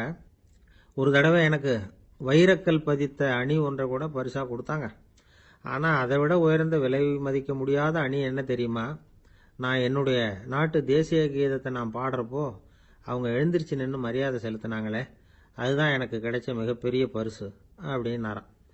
எனக்கு தெரிஞ்ச சங்கீத வித்வான் ஒருத்தர் இருக்கார். சமீபத்தில் ஒரு நாள் அவரை பார்த்தேன். எப்படி போயிட்டுருக்கு உங்கள் தொழில் அப்படின்னு கேட்டேன். ரொம்பவும் வித்தியாசமாக போயிட்டுருக்குங்க அப்படின்னார். என்ன சொல்கிறீங்க அப்படின்னேன். முன்னாடியெல்லாம் நான் பாடினா எதிரில் இருக்கிறவங்க தான் எழுந்திரிச்சு போயிட்டு இருந்தாங்க. இப்போ எப்படின்னா நான் பாட ஆரம்பிச்சுட்டா உடனே பக்கவாத்தியக்காரனே எழுந்திரிச்சு போயிடுறான் அப்படின்னார் ரொம்ப வேதனையோட. அளவுக்கு மிஞ்சினால் அமிர்தமும் நஞ்சு அப்படின்னு சொல்லுவாங்க. அது உண்மைதான். ஒருத்தருக்கு அளவுக்கு மீறிய புகழ் வந்துட்டுதுன்னு வச்சுங்க, அது கூட ஆபத்தாக போயிடுறது உண்டு. பழங்காலத்துல எல்லாம் கிரேக்க தேசத்தில் ஒரு பழக்கம் உண்டாம். அதாவது யாராவது ஒருத்தரை நாடு கடத்தணும்னா அதுக்கு ஒரு வழி உண்டு. அதாவது ஒருத்தரை நாடு கடத்தணும்னு மக்கள் விரும்புகிறாங்கன்னு வச்சுங்களேன், அவர் பேரை ஒரு மண்பாண்ட ஓட்டுச்சில்லில் எழுதி அதை ஒரு குறிப்பிட்ட பொது இடத்துல போட்டுற வேண்டியது, அவ்வளவுதான். இது மாதிரி பல பேர் போட்டுக்கிட்டே இருப்பாங்க. எல்லாம் அப்படியே குவிஞ்சு போயிடும். அந்த ஓட்டாஞ்சில்லு குவியலில் யாருடைய பேர் அதிகமாக இருக்குதோ அந்த நபரை ஒரு 10 ஆண்டுகள் நாடு கடத்தி விடுவாங்க. இது அந்த ஊர் வழக்கமாக. ஒரு நாள் அந்த குவியலுக்கு பக்கத்தில் ஒரு ஆள் நின்றுக்கிட்டு இருக்கிறான். அவன் கையில் ஒரு ஓட்டாஞ்சில்லு வச்சிருக்கிறான். அதில் யாரோட பேரையோ எழுதணும், எழுதி அந்த இடத்துல போடணுங்கிறது அவன் ஆசை. ஆனால் அவன் படிக்காதவன், அதனால் எழுத தெரியல. யாராவது அந்த வழியாக வர்றாங்களான்னு பார்த்துக்கிட்டே நின்றுக்கிட்டு இருந்தான்.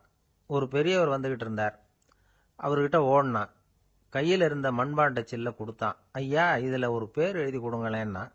அந்த பெரியவர் அதை வாங்கி கையில் வச்சுக்கிட்டு, என்ன பேர் எழுதணும் சொல்லு அப்படின்னா. இவன் சொன்னான், அரிஸ்டைடிஸ் அப்படின்னு எழுதுங்க அப்படின்னா. இதை கேட்டதும் அந்த பெரியவருக்கு அதிர்ச்சி. ஏன்னா அவர் தான் அரிஸ்டைடிஸ், தத்துவ மேதை அரிஸ்டைடிஸ் அவர். இருந்தாலும் நான் தான் அதுங்கிறத காட்டிக்காம அந்த ஆளுகிட்ட கேட்டார். அது சரிப்பா, அரிஸ்டைடிஸ்ங்கிற பேரை எழுத சொல்ற, அவர் உனக்கு என்ன கெடுதல் பண்ணார்? அவர் பேரை இதில் எழுத சொல்றியே அப்படின்னு கேட்டிருக்கார். அதுக்கு இவன் சொன்னானா, அவர் எனக்கு எந்த கெடுதலும் பண்ணல, அவரை நான் பார்த்தது கூட இல்லை அப்படின்ட்டுருக்கான். அப்புறம் எதுக்காக அவரை நாடு கடத்தணும்னு நீ ஆசைப்படுற அப்படின்னு கேட்டிருக்கார். இப்போ அந்த ஆள் சொல்கிறான், அரிஸ்டைடஸை பற்றி எல்லாரும் பேசுகிறாங்க, அவர் ரொம்ப நல்லவர், அவர் ஒரு பெரிய அறிவாளிங்கிறாங்க, அவர் ஒரு பெரிய வள்ளல், பேரறிஞர், இப்படி எல்லாரும் சொல்கிறத கேட்டு கேட்டு எனக்கு ரொம்ப அலுத்து போயிட்டுது, அதனால தான் வெறுப்பாயிட்டேன் அப்படின்னு நானும். இதிலேருந்து என்ன தெரியுது? நாம் நல்லவனாக இருக்கிறதுல ஒன்றும் இடைஞ்சல் இல்லை. ஆனால் நம்மளை நல்லவன் நல்லவன் எல்லாரும் சொல்ல ஆரம்பிச்சிட்டாங்கன்னு வச்சுக்கோங்க, அப்போ இடைஞ்சல் ஆரம்பம்னு அர்த்தம். எதுவுமே அளவுக்கு மிஞ்சி போகாமல் பார்த்துக்க வேண்டியது ரொம்ப அவசியம். அளவுக்கு அதிகமாக ஆசைப்படாதவங்களில் ஆப்ரஹாம் லிங்கனும் ஒருத்தரான். அவர் ஒரு தடவை தன்னுடைய நண்பர்கள்கிட்ட பேசிக்கிட்டு இருந்தாராம். ஒருத்தர் கேட்டிருக்கார், ஒரு மனுஷனுக்கு கால்கள் எவ்வளோ உயரம் இருக்கணும் அப்படின்னு கேட்டாராம். இதுக்கு ஆப்ரஹாம் லிங்கன் சொன்னாராம், அது என்ன, இடுப்புலேருந்து தரையை தொடுற அளவுக்கு உயரம் இருந்தால் போதும் அப்படின்னாராம். காசி மாநகரத்தை பிரம்மதத்தன் அப்படிங்கிற ராஜா ஆட்சி பண்ணிட்டு வந்தார். அவர் ஒவ்வொரு வருஷமும் ஒரு திருவிழா நடத்துறது வழக்கம். எல்லா தேசத்திலிருந்தும் எல்லா வகையான ஜனங்களும் அதில் கலந்துக்குவாங்க. ஒரு சமயம் அது மாதிரி விழா நடந்துக்கிட்டு இருந்தது. வைகுண்டத்திலிருந்து தேவலோகத்திலிருந்து நிறைய தேவகுமாரர்கள்லாம் காசி நகருக்கு அப்போது வந்திருந்தாங்க. அதில் முக்கியமாக ஒரு 4 தேவகுமாரர்கள், அந்த 4 பேரையும் சுற்றி ஏகப்பட்ட கூட்டம். அப்படி என்ன விசேஷம் அவங்கக்கிட்ட அப்படின்னா, மற்றவங்களை விட அவங்க முகம் அழகாக இருந்ததா அப்படி பார்த்தா அப்படியும் இல்லை. அவங்க அணிஞ்சிருந்த மலர் மாலைகள் தான் அதுக்கு காரணமாக. அந்த மலர்கள்லேருந்து அப்படி ஒரு அபூர்வமான நறுமணம், இதுக்கு முன்னாடி இப்படி ஒரு நறுமணத்தை அந்த ஊர் ஜனங்க அனுபவிச்சதே இல்லை.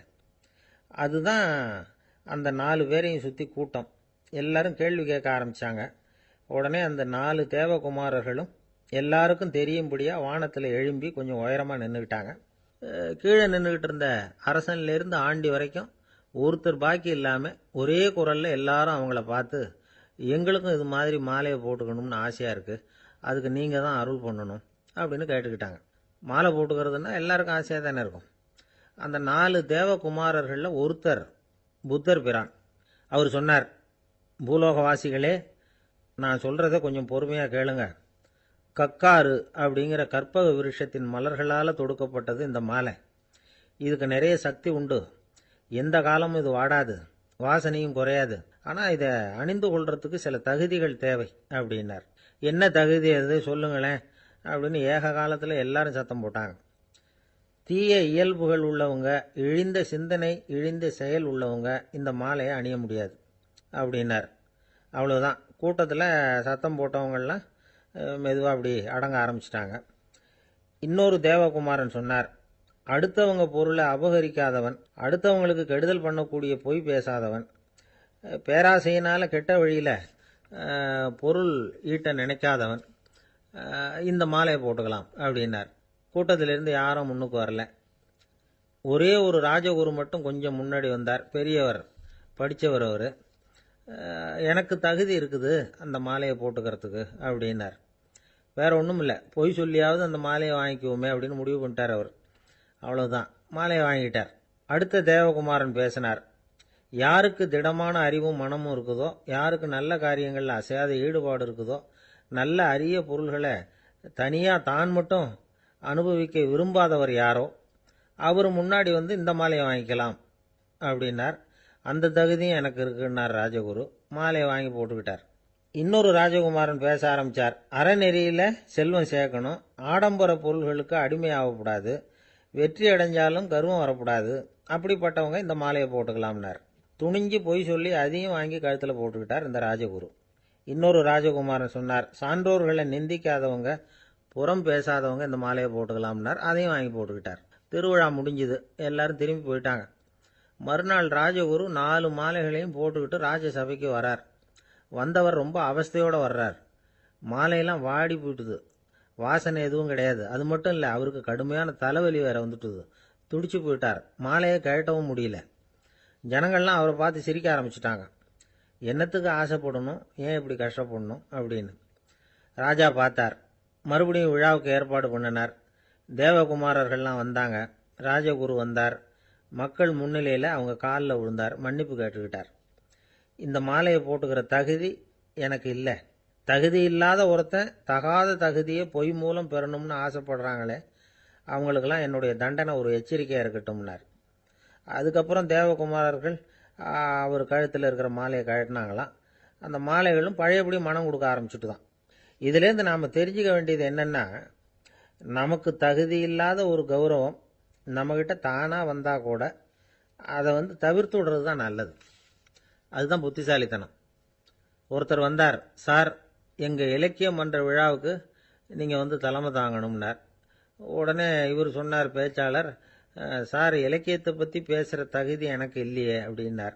உடனே அவர் கூப்பிட வந்தவர் சொன்னார், அந்த தகுதி உங்களுக்கு இல்லைங்கிறது எங்களுக்கும் தெரியும் சார், அதனால தான் உங்களை தலைமை தாங்க கூப்பிடுறேன் அப்படின்னார். அது சரி, தலைமைன்னா அதுக்கு இவர் என்னதான் அர்த்தம் பண்றாருன்னு தெரியல. காஞ்சிபுரத்துல பல்லவ ராஜா ஒரு கோவில் கட்டினார், கைலாசநாதர் கோவில். அதுக்கு கும்பாபிஷேகம் பண்றதுக்கு ஒரு நாள் குறிப்பிட்டு அதுக்கு வேண்டிய ஏற்பாடுகள்லாம் பண்ணினார். முதல் காரியமா கடவுளை வேண்டிக்கிட்டார், நீங்க இந்த கும்பாபிஷேகத்துக்கு நேரில் கலந்துக்கணும்னார். கடவுள் அந்த ராஜா கனவுல வந்தார். நீ கும்பாபிஷேகம் வச்சிருக்கிற அதே நாள்ல அதே நேரத்தில் எனக்கு இன்னொரு ஊர்ல ஒரு கும்பாபிஷேகம் இருக்குது, அதுக்கு போக வேண்டியிருக்கு. அதாவது திருநின்ற ஊர்ல என்னுடைய பக்தர் ஒருத்தர், அவரும் ஒரு கோயில் கட்டி கும்பாபிஷேகம் செய்கிறார். நான் அதுக்கு போக வேண்டியிருக்கு, அதனால உன்னுடைய தேதியை நீ மாத்தி வச்சுக்கோ அப்படின்னார். கடவுள் தான் எங்கேயும் இருக்கிறவராச்சே, அவர் நினைச்சா 2 இடத்துலயும் இருந்து கோயில் கும்பாபிஷேகத்தை நடத்த முடியாதா? ஏன் அப்படி செய்யல? அது ஒரு முக்கியமான காரணத்துக்காகத்தான். திருநின்ற ஊர்ல இருந்த பூசலாருங்கிற அந்த அடியாரின் பெருமையை இந்த உலகத்துக்கு எடுத்து காட்டணுங்கிறதுக்காகத்தான் கடவுள் அந்த ராஜா கிட்ட அப்படி சொன்னார். சரி, அந்த அடியார் அப்படி என்னதான் பெருசா கோயில் கட்டி விட்டார்? ராஜா கட்டின கோயிலை விட பெருசா? அவர் கட்டினது கருங்கல்லாலேயோ மண்ணாலேயோ மரத்தாலேயோ இல்ல. அவர் கட்டின கோயில் வேற மாதிரி. அது மனசால கட்டின கோயில், மனசுக்குள்ள இருக்கிற கோவில், மனக்கோவில். அந்த அடியார் தன்னோட மனசுக்குள்ள மாசக்கணக்கா ஒவ்வொரு கல்லா சேர்த்து கட்டின கோவில். இந்த விஷயம் ராஜாவுக்கு தெரியாது. அவர் என்ன நினைச்சுட்டாரு, அது நாம கட்டின கற்கோயிலை விட ரொம்ப பெருசா இருக்கும் போல இருக்கு அப்படின்னு நினைச்சுட்டாரு. சரி, அப்பேற்பட்ட அந்த கோயிலை தரிசனம் பண்ணிவிட்டு வருவோம் அப்படின்னு நினைச்சு ராஜா திருநின்ற ஊருக்கு போறார். அங்க போய் பார்த்தா கோயிலையும் காணும், ஒன்னையும் காணும்.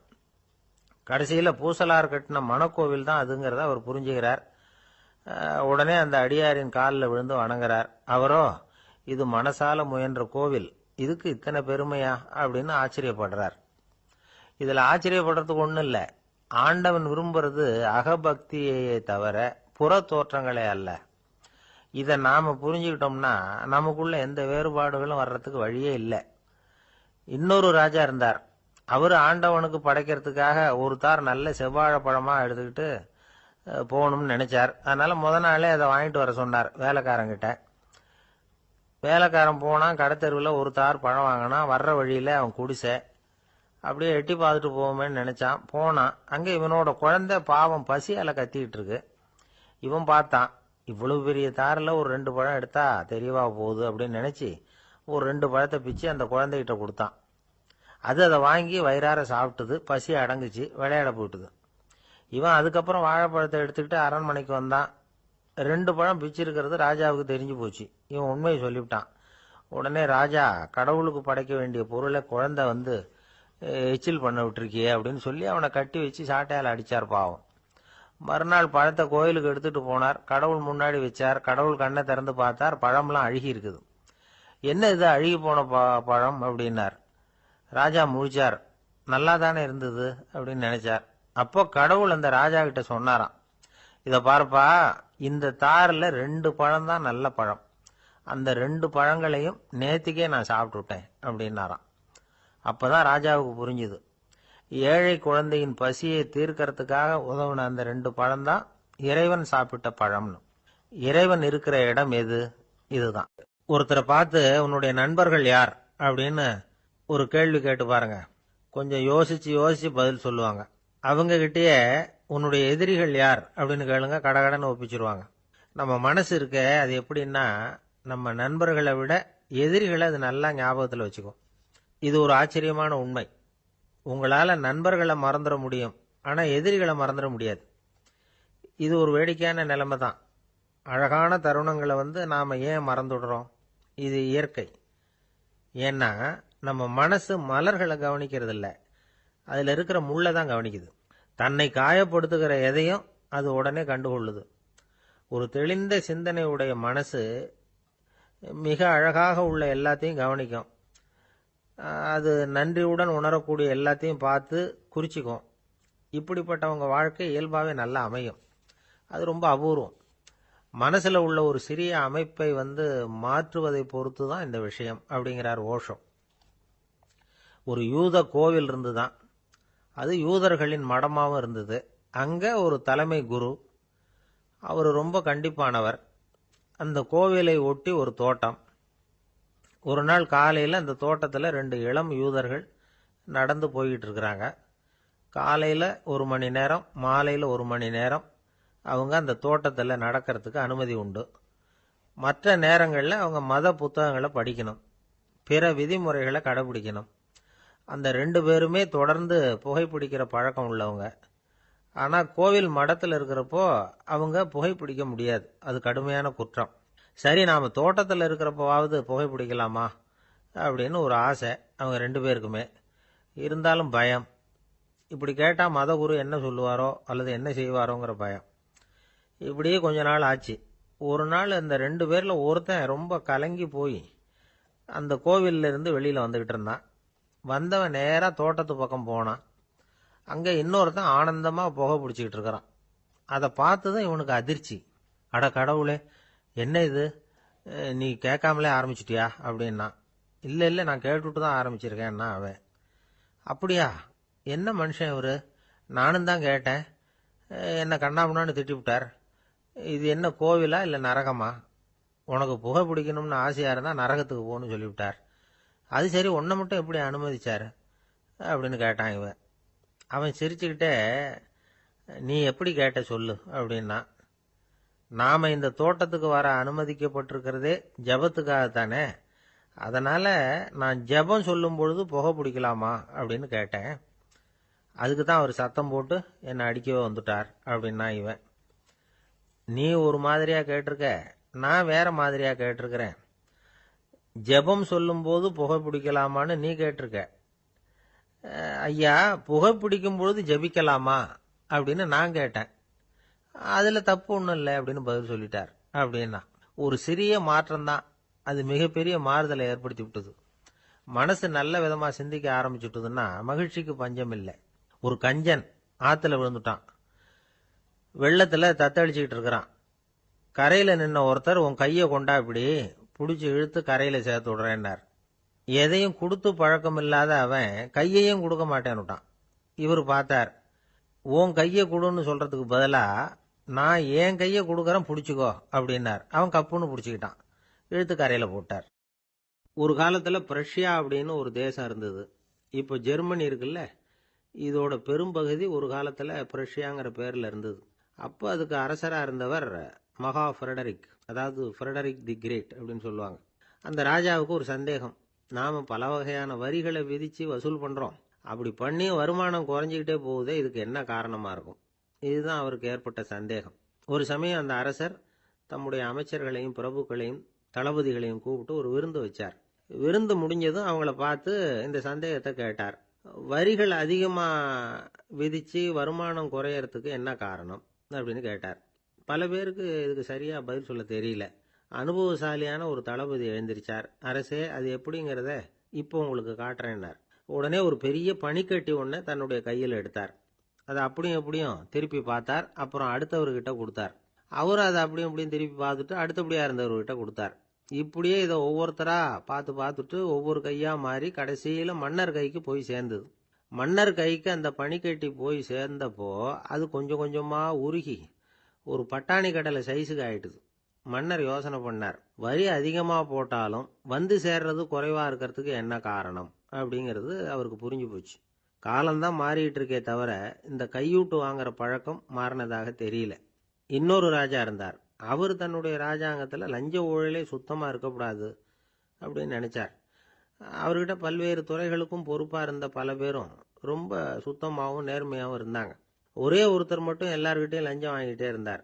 அவரை வேற வேற துறைகளுக்கு மாத்தி பார்த்தாரு. அந்த ராஜா என்னென்னமோ பண்ணி பார்க்கறாரு. எந்த வேலையை கொடுத்தாலும் அதுலேயும் லஞ்சம் வாங்கறதுக்கு ஒரு வழியை உண்டு பண்ணிக்குவார் அந்த ஆள். ராஜாவுக்கு இது ஒரு பெரிய தலைவலியா போட்டுது. இவர் என்ன பண்றது, இவருக்கு என்ன வேலையை கொடுக்கறது, கொஞ்சம் கூட லஞ்சம் வாங்கறதுக்கு சான்ஸே இல்லாத ஒரு வேலையை கொடுக்கணும் அப்படின்னு திட்டம் போட்டார். ஒரு நாள் அவருக்கு அந்த உத்தரவும் போட்டுட்டார்.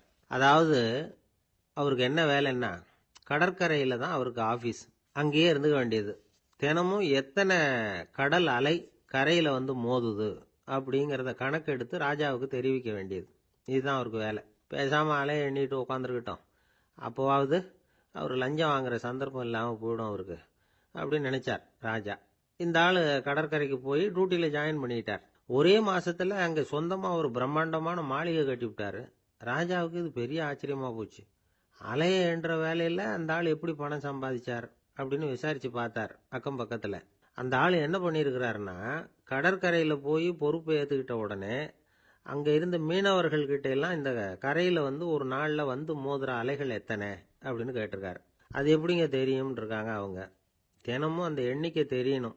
நம்ம ராஜாவுக்கு தினமும் அறிக்கை அனுப்பணும், டெய்லி ரிப்போர்ட்டு. தவறுனா நீங்க இந்த கடல்ல போய் மீன் பிடிக்கிறதுக்கு ராஜாவோட அனுமதி கிடைக்காது அப்படின்னு இருக்காரு. உடனே மீனவர்களும் பயந்து போட்டாங்க. கடலுக்கு போறதுக்கு அனுமதி இல்லைன்னா பட்டினி கிடக்கிறது மாதிரி ஆயிடுமே. மெதுவா அந்த ஆளுகிட்ட போனாங்க. காதோட காதா சொன்னாங்க, ஐயா, எங்களால வந்து கடல் அலைய வந்து எண்ண முடியாது. தினமும் எங்களால முடிஞ்சதை உங்களுக்கு பணமா கொடுத்துட்றோம். நீங்க தான் ராஜா கிட்ட சிபாரிசு பண்ணி நாங்க தொடர்ந்து மீன் பிடிக்கிறதுக்கு அனுமதி வாங்கி கொடுக்கணும் அப்படின்னு வேண்டிக்கிட்டாங்க. பணம் தினமும் வந்து சேர ஆரம்பிச்சுட்டுது. பதவியில மற்ற பதவியோட இந்த பதவி எவ்வளவோ மேல் அப்படின்னு நினைச்சுட்டான் அந்த ஆள். அது மட்டும் இல்ல, தயவு பண்ணி என்னை இந்த இடத்த விட்டு மாத்தி விடாதீங்க சார் அப்படின்னு வேற கேட்க ஆரம்பிச்சுட்டானா. எனக்கு இது மட்டும்தான் சார் தெரியும், இதை தவிர வேற எதுவும் தெரியாது அப்படின்னு சொல்லிக்கிட்டே காலம் தள்ளுறவங்க ரொம்ப பேர். அவங்க எல்லாம் கஷ்டப்பட வேண்டியிருக்கும். ஒருத்தர் தன்னுடைய தொழில ரொம்ப கெட்டிக்காரரா இருக்கலாம். அதுக்காக எப்பவும் அதே ஞாபகத்தில் இருந்துகிட்டு உலகியல் அறிவு இல்லாம இருந்துடக்கூடாது. அது ஆபத்து. இதுக்காக நம்ம தாத்தா பாட்டிலாம் ஒரு கதை சொல்லுவாங்களே, கேள்விப்பட்டிருக்கீங்களா? ஒரு சமயம் ஒரு 4 பேர் சேர்ந்து வெளியூருக்கு பிரயாணம் போனாங்களாம். அந்த 4 பேர் எப்படி தெரியுமா? ஒருத்தர் வந்து வேதாந்தி, இன்னொருத்தர் சங்கீத வித்வான், 3வது ஆள் வைத்தியர், 4வது ஆள் ஜோசியர். இவங்க 4 பேரும் நண்பர்கள். அதனால சேர்ந்து புறப்பட்டாங்க. வழியில ஒரு ஊர்ல தங்கினாங்க. இருட்டி போச்சு. அதனால இன்னைக்கு ராத்திரி இங்கேயே தங்கி இருந்துட்டு நாளைக்கு புறப்படலாம் அப்படின்னு தீர்மானம் பண்ணாங்க. சாப்பாட்டுக்கு என்ன பண்றது? அங்கேயே கடத்தெருவுக்கு போய் சாமான்லாம் வாங்கியாந்து சமைச்சு சாப்பிடலாம்னு முடிவு பண்ணாங்க.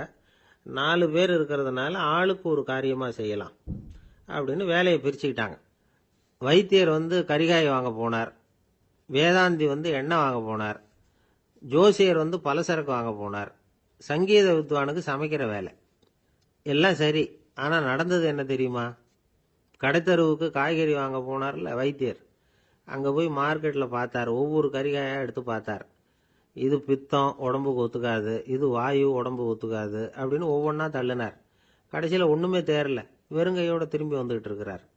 எண்ணெய் வாங்க போனார வேதாந்தி, அவர் ஒரு தொன்னையில எண்ணெயை வாங்கினார். பேசாம அதை எடுத்துட்டு வர வேண்டியது தானே, முடியல. அவருடைய வேதாந்த மூளை சிந்திக்க ஆரம்பிச்சுட்டுது. இந்த தொன்னைக்கு எண்ணெய் ஆதாரமா அல்லது எண்ணெய்க்கு தொன்னை ஆதாரமா அப்படிங்கிற ஆராய்ச்சியில இறங்கினார். என்னாச்சு தெரியுமா? அப்படி கவுத்து பார்த்தார். வாங்கின எண்ணெய் பூராவையும் வழியில கொட்டிவிட்டு வெறும் தொன்னையோட வந்து சேர்ந்தார். பலசரக்கு வாங்க போனார ஜோசியர், அவர் ஒரு வழியில பார்த்தாரு. வழியில வந்தவங்களெல்லாம் அங்கங்க ஒரு மரத்தடியில் உட்கார வச்சு அவங்களுக்கெல்லாம் ஆர்வம் சொல்ல ஆரம்பிச்சிட்டார்.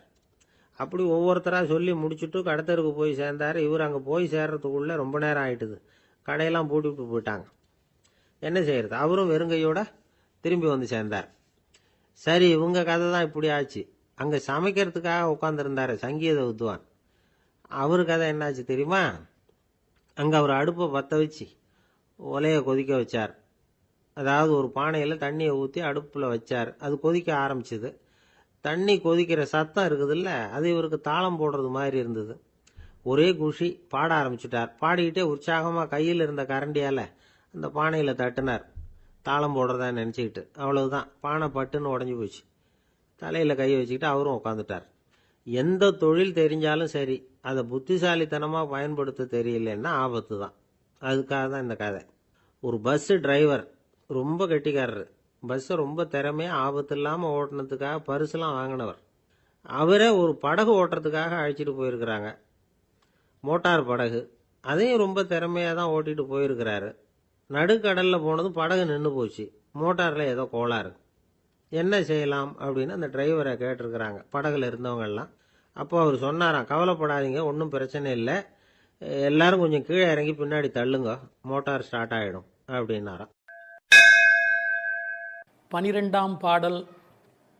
கனைத்திளம் கற்றருமை கன்றுக்கு இறங்கி நினைத்து முலை வழியே நின்று பால் சோர நனைத்தில்லம் சேராக்கும் நற்செல்வன் தங்காய் பனித்தலை வீழனின் வாசல் கடை பற்றி சினத்தினால் தென்னிலங்கை கோமானைச் செற்ற மனத்துக்கு இனியானை பாடவும் நீ வாய் திறவாய் இனித்தான் எழுந்திராய் ஈதன்ன பேருறக்கம் அனைத்தில்லத்தாரும் அறிந்தேலோர் எம்பாவாய். இதனுடைய பொருள், கன்றை பிரிந்த எருமை தன் கன்றை நினைத்து கனைத்து அந்த நினைப்பால் தனது காம்புகளிலிருந்து விடாது பால் பொழிவதால் வீடெல்லாம் பால் வெள்ளமிட்டு சேராகி கிடக்கின்ற வீட்டின் தலைவனான பெரும் செல்வத்தை பெற்றிருப்பவனது தங்கையே. முன்பு பெரும் கோபத்தால் தென்னிலங்கை மன்னனான ராவணனை அழித்து ஒழித்த மனத்திற்கு இனியவனான ராமபிரானை புகழ்ந்து மார்கழி மாத பனி தலையில் விழுந்து கொண்டிருக்க நாங்கள் உன் வீட்டு வாசலில் கீர்த்தனம் செய்வதை கேட்டும் நீ உறங்கலாமா? கதவை திற, பொழுது விடிந்து இன்னும் நீ உறங்குவது எல்லா வீட்டாருக்கும் தெரிந்துவிட்டது, இனியாவது எழுந்திரு, என்ன இது பெரிய உறக்கம் என்கிறார்கள். இந்த பாடலில் எழுப்பப்படுகிறவள் கண்ணபெருமானுடைய நெருங்கிய நண்பனுடைய தங்கை. அவளை எழுப்புகிற போது நற்செல்வன் தங்காய் என்று அவர்கள் அன்போடு அழைக்கிறார்கள்.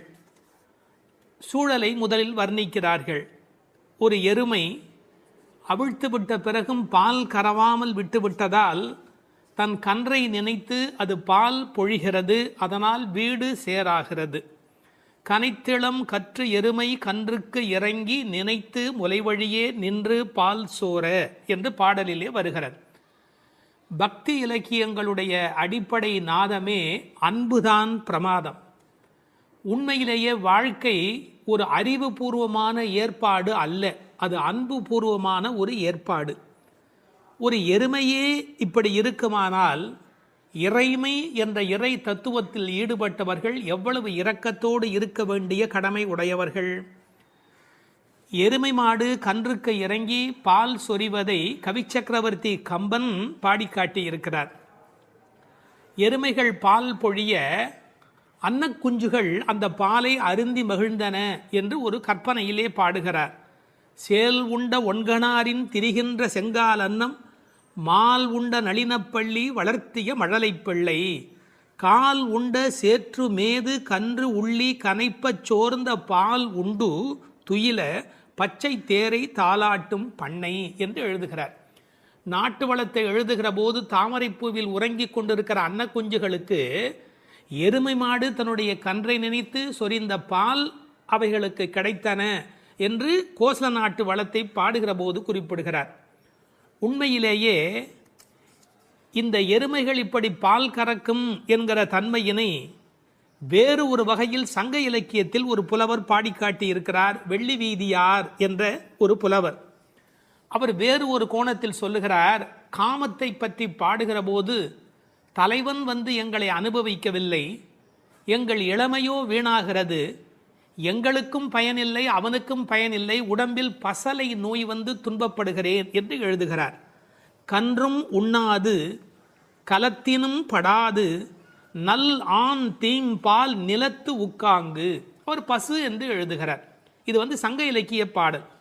ஆண்டாள் சங்க இலக்கியங்களை படித்தவள் என்பதற்கு இது ஒரு அடையாளம். கன்றும் உண்ணாது கலத்தினும் படாது நல்லான் தீம்பால் நிலத்து உக்காங்கு எனக்கும் ஆகாது என்னைக்கும் உதவாது பசலை உணியர் வேண்டும் என்று குறுந்தொகையிலே வெள்ளி வீதியார் என்ற புறவை எழுதி காட்டியிருக்கிறார். இன்னொரு கோணத்திலே பார்க்கிற போது வியாக்கியானம் பண்ணினவர்கள் எருமை மாடு கன்றை நினைத்து படுகிற பாட்டை சொல்லிவிட்டு எருமைகள் கரவாவிட்டால் படும் பாடு இந்த பெண்கள் கோபியர் சொல்லுகிறார்களா என்ன, அனைவரும் எருமை படுகிற பாட்டை நாங்கள் அல்லவா உன்னாலே படுகிறோம் என்று கண்ணனுக்கு புரிய வைக்கிறார்களா. எனவே கனைத்திளம் கற்றெருமை கன்றுக்கு இறங்கி நினைத்து முளைவழியே நின்று பால் சோர. சென்ற பாடலிலே பால் கறப்பதை பற்றிய குறிப்பு வந்தது. கற்றுக்கறவை கணங்கள் பல கறந்து என்று வரும். இந்த பாடலிலே பால் கறவாமை பற்றிய குறிப்பு வந்தது. அப்படியானால் எது உண்மை? இப்படி எடுத்துக்கொள்ள வேணும். பக்தி யோகத்தில் ஈடுபட்டிருக்கிற தன்மையினை இந்த பாடலும், கர்மயோகத்தில் ஈடுபட்டிருக்கிறவர்களை பற்றிய குறிப்பை அந்த பாடலிலும் ஆண்டாள் குறிப்பிடுகிறாள் என்று பொருள் கொள்ள வேண்டும். நற்செல்வன் தங்காய், சிறந்த செல்வமுடையவனுடைய தங்கையே. அவன் எப்படி நற்செல்வனாக இருக்கிறான்? கண்ணனுடைய மிக நெருங்கிய நண்பன் ஒருவன். அதை ஆழ்வார் பாடுகிற போது சொல்லுகிறார் பெரியாழ்வார் திருமொழியிலே, சுரிகையும் தெரிவில்லும் செண்டுகோலும் மேலாடையும் தோழன்மார் கொண்டு ஓட ஒரு கையால் ஒருவன் தன் தோளை ஊன்றி. கண்ணன் எப்போதும் யாராவது ஒருத்தனுடைய தோளை அணைத்தபடி இருக்கிறானா. அப்படி ஒரு கையால் ஒருவன் தன் தோளை ஊன்றி. எனவே கண்ணனுடைய மிக நெருக்கமான நண்பன் அவனை விட்டு வராமையினாலே அவன் வீட்டு எருமை கறவாதபடி போயிற்று என்று பொருள் கொள்ள வேண்டும். தமிழிலே மாடு என்பதே செல்வத்தை குறிப்பது. எனவே அந்த மாட்டின் பெருஞ்செல்வம் உடையதால் நற்செல்வன் தங்காய் என்று பொருள் செய்தார்கள். தத்துவார்த்தமாக பொருள் செய்தவர்கள் ஆண்டாளுக்கு சகோதரராக எம்பெருமானாரை சொல்லுகிற மரபு வழி சிந்தனையினை கொண்டு வருகிறார்கள். பெரியாழ்வார் பெற்றெடுத்த பெண் பிள்ளை வாழியே, பெரும் புதூர் மாமுனிக்கு பின்னானாய் வாழியே என்று ராமானுஜருக்கு தங்கையாக ஆண்டாள் பேசப்படுகிறாளே. கோயில் அண்ணா வாரும் என்று ஆண்டாள் அழைத்தாளே, அந்த இங்கு நினைவூட்டி நற்செல்வன் தங்காய் என்று ஆண்டாளையே குறிப்பிடுகிறார்கள். அது மட்டுமல்ல, கைங்கரிய லக்ஷ்மி அதுதானே செல்வம். இந்த உலகத்தில் பகவானுக்கு செய்கிற சேவையே பெரிய செல்வம் என்று வேறு ஒரு கோணத்திலும் இதற்கு உரை எழுதுவார்கள். இந்த பெண்கள் இப்போது பேசுகிறார்கள், அம்மா உன் வீட்டு வாசலிலே மார்கழி பனி தலையிலே வந்து விழுகிறது. நாங்கள் எதை பிடித்து கொண்டு நிற்கிறோம் தெரியுமா? உன் வீடு சேராகி கிடக்கிறது. எருமை பால் ஓட ஓட கீழே கால் வைக்க முடியவில்லை, சேராகி இருக்கிறது. பழைய காலத்தில் வீட்டு கதவுல நாதாங்கி என்று ஒன்று தொங்கும். அதைத்தான் நாதம் சத்தம் போடுவார்கள், தட்டினா வீட்டுக்குள்ளே கேட்பும் என்ற காலிங் பெல் இன்றைய மெத்தடில். அந்த நின் வாசல் கடை பற்றி நாங்கள் நாதாங்கியை பற்றி கொண்டு நிற்கிறோம். அதுக்கு உரை எழுதும் போது சொன்னார்கள், மேலே பனி வெள்ளம் மனத்தே பால் வெள்ளம், தரையிலோ மேலே பனி வெள்ளம் மனத்தே மால் வெள்ளம். மால்னா திருமால். மனத்தே மால் வெள்ளம் தரையிலே பால் வெள்ளமாய் தெப்பம் வற்றுவாரை போலே உன் வீட்டு நாதாங்கியை பிடித்து தொங்கிக் கொண்டிருக்கிறது கான். அப்படியெல்லாம் அந்த நாதாங்கியை பிடித்து கொண்டு இவைகள் தொங்கிக் கொண்டு நிற்கிறார்கள். சினத்தினால் தென்னிலங்கை கோமானை செற்ற மனத்துக்கு இனியானி பாடமும் நீ வாய் திறவாய். அளவு கடந்த அநியாயம் செய்து விட்டான் ராவணன். என்ன, சீத்தையை ராமனால் பிரிய முடியாது. பிராட்டியையும் பெருமாளையும் பிரிக்கக்கூடாது. அந்த பாவத்தை செய்தமையினால் கோபப்பட்டு சினத்தினால் தென்னிலங்கை கோமான் ராவணனை செற்ற அழித்த மனத்துக்கு இனியானை பாடவும் நீ வாய் திறவாய். ராமன் மனத்துக்கு இனியவன். ஏன்னா யாருக்கும் எந்த நோவும் வரக்கூடாது என்று எண்ணுவது ராமனுடைய பண்பாடு. எப்படி என்று குகனை போன்ற அன்பர்கள் வருகிறார்கள். இவன் தாழ்ந்தவன் என்று நினைக்கல, ஏழை ஏதலன் கீழ்மகன் என்னாது அவனோடு அன்பு பாராட்டுகிறார். கிளிக்கு யாருடைய பெயர் வைப்பது என்று கேட்கிறாள். கைகேயி அம்மாவுடைய பெயரை வை என்று சொல்லுகிறார். இப்படி எல்லோருக்கும் மனத்துக்கு இனியனாயிருந்த அழகை வைமு கோபாலகிருஷ்ணமாச்சாரியார் உரையிலே ராமாயண பாடல்ல இருந்தே பல குறிப்பு சொல்லுகிறார். மனத்துக்கினியானே என்ற தொடர்க்கு நட்பினர் நொதுமலாளர் பகைவர் ஆகிய மூவகையர் மனத்துக்கும் இனியவன் என்று பொருள் கொள்ளலாம். குகனை விடுங்கள், அடுத்தாற் போல வாலிக்கும் ராவணனுக்கும் கூட இனியனாய் இருந்தான் என்றோ. மூக்கும் காதும் வெம்முரண் முலை கண்களும் முறையால் இழந்து அரற்றிய சூர்ப்பனகையும் போக்கினீர் என் நாசி பொய்த்து என் என்றும் மேக்குயரும் நெடுமூக்கு மடந்தையர்க்கு மிகையன்றோ என்றும் பிழை செய்தீரோ என்றும் சூர்ப்பனகை ராமனை புகழ்ந்து பாடுகிறாள். மார்பில் ராமபானம் பாய்ந்து நின்ற நிலையும் வாலி ஓவியத்து எழுத ஒண்ணா உருவத்தாய் என்று சொல்லுகிறான். ஆவி போம் வேலைவாய் அறிவு தந்து அருளினாய் என்று பேசுகிறான். ராவணன் மாலியவானிடத்திலே வந்து சொல்லுகிற போது நாசம் வந்துற்ற காலை நல்லதோர் பகையை பெற்றேன் என்றார். அது மட்டுமல்ல, ராமனுடைய தோற்றத்தை பார்த்துவிட்டு சொல்லுகிறான், ராகவன் மேனி நோக்கி தீயன கொடிய வீர சேவகச் செய்வை கண்டால் நாயன தகுதும் அன்றே காமனும் நாமும் எல்லாம் என்று பகைவனை கொண்டாடுகிறான் ராவணன். எனவே ராமனிடத்தில் எல்லோரும் அன்பு பாராட்டுகிற காரணத்தினாலே அவன் மனத்துக்கு இனியவனாக இருக்கின்றான். அந்த மனத்துக்கு இனியானை நாம் பாட இனித்தான் எழுந்திராய். ராமாயணமே சொல்லிவிட்டோம், இன்னும் நீ எழவில்லையே, ஈதென்ன பேருறக்கம். இந்த உறக்கம் நியாயமா? இப்படி தூங்கி தொலைக்கிறாயே. அனைத்தில்லத்தாரும் அறிந்தார். உனக்கு வெக்கமா இல்லை? பக்கம் வீடு எதிர் வீடு எல்லாருமே நீ எழவில்லை என்பதை தெரிந்து வைத்திருக்கிறார். மனிதர்களுடைய இயல்பு தன்னை பற்றி அக்கம் பக்கம் என்ன நினைக்கும் என்கிற ஒரு கூச்ச சுபாவம் உண்டு. அதை இந்த இடத்துல எடுத்து சொல்லி அனைத்தில்லத்தாரும் அறிந்து என்று உரை எழுதினார்கள். ராமானுஜரை நினைவூட்டி உரையிலே இன்னொரு குறிப்பு சொன்னார்கள். திருக்கோஷ்டியூர் கோபுரத்தின் மேல் ஏறி திருவெட்டெழுத்தினுடைய பொருளை ஓரான் வழி உபதேசமாக வருகின்ற ஒன்றை கூட எல்லாரும் அனைத்தில்லத்தாரும் அறியும்படியாக சொன்னவர் ஸ்ரீ ராமானுஜர் அல்லவா? அவரை இந்த இடத்தில் நினைவு கூர்ந்து இந்த பாடல் நிறைவு பெறுகிறது.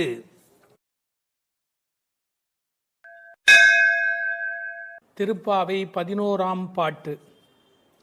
கற்றுக்கரவை கணங்கள் பல கறந்து செற்றார் திரளழியச் சென்று செரு செய்யும் குற்றமொன்று இல்லாத கோவலர்தம் பொற்கொடியே புற்றரவு அல்குல் புனமையிலே போதராயே சுற்றத்து தோழிமார் எல்லாரும் வந்து நின் முற்றம் புகுந்து முகில் வண்ணன் பேர் பாட சிற்றாதே பேசாதே செல்வப் பெண்டாட்டினி எற்றுக்கு உறங்கும் பொருளேலோர் எம்பாவாய்.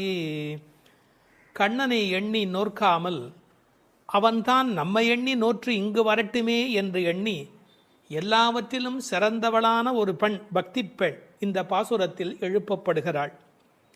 எல்லாமே கன்றுகள் போல இளமையான பசுக்கூட்டங்கள், பலவற்றை கறப்பதில் ஈடுபட்டு உள்ளவர்கள் இந்த கோபாலர்கள். பகைவர்கள் வந்துவிட்டால் அவர்கள் இருக்கும் இடத்திற்கு சென்று அவர்களது திறமை அழியும்படி போர் புரிய வல்ல குற்றமற்ற போர் வீரர்களை பெற்ற ஆயர் குலத்திலிருந்து வந்த பொன்கொடி போன்றவள் இந்த பெண். புற்றிலே உள்ள நாகத்தின் படம் போன்ற மறைவிடத்தையும் காட்டில் உலவும் மயில் போன்ற சாயலையும் உடையவளே, எழுந்து வா. நமது ஆயர்குடி பெண்கள் எல்லோரும் உன் வீட்டு முற்றத்திலே கூடி மேக நிறமுடைய கண்ணனது திருப்பெயர்களை கூறி பாடி மகிழ்கிறோம். நீயோ அசைவதே இல்லை, வாய் திறந்து பேசுவதும் இல்லை. அப்படி என்ன பெரும் செல்வமடி உனக்கு? இந்த உறக்கத்தில் உனக்கு என்ன அவ்வளவு ஈடுபாடு?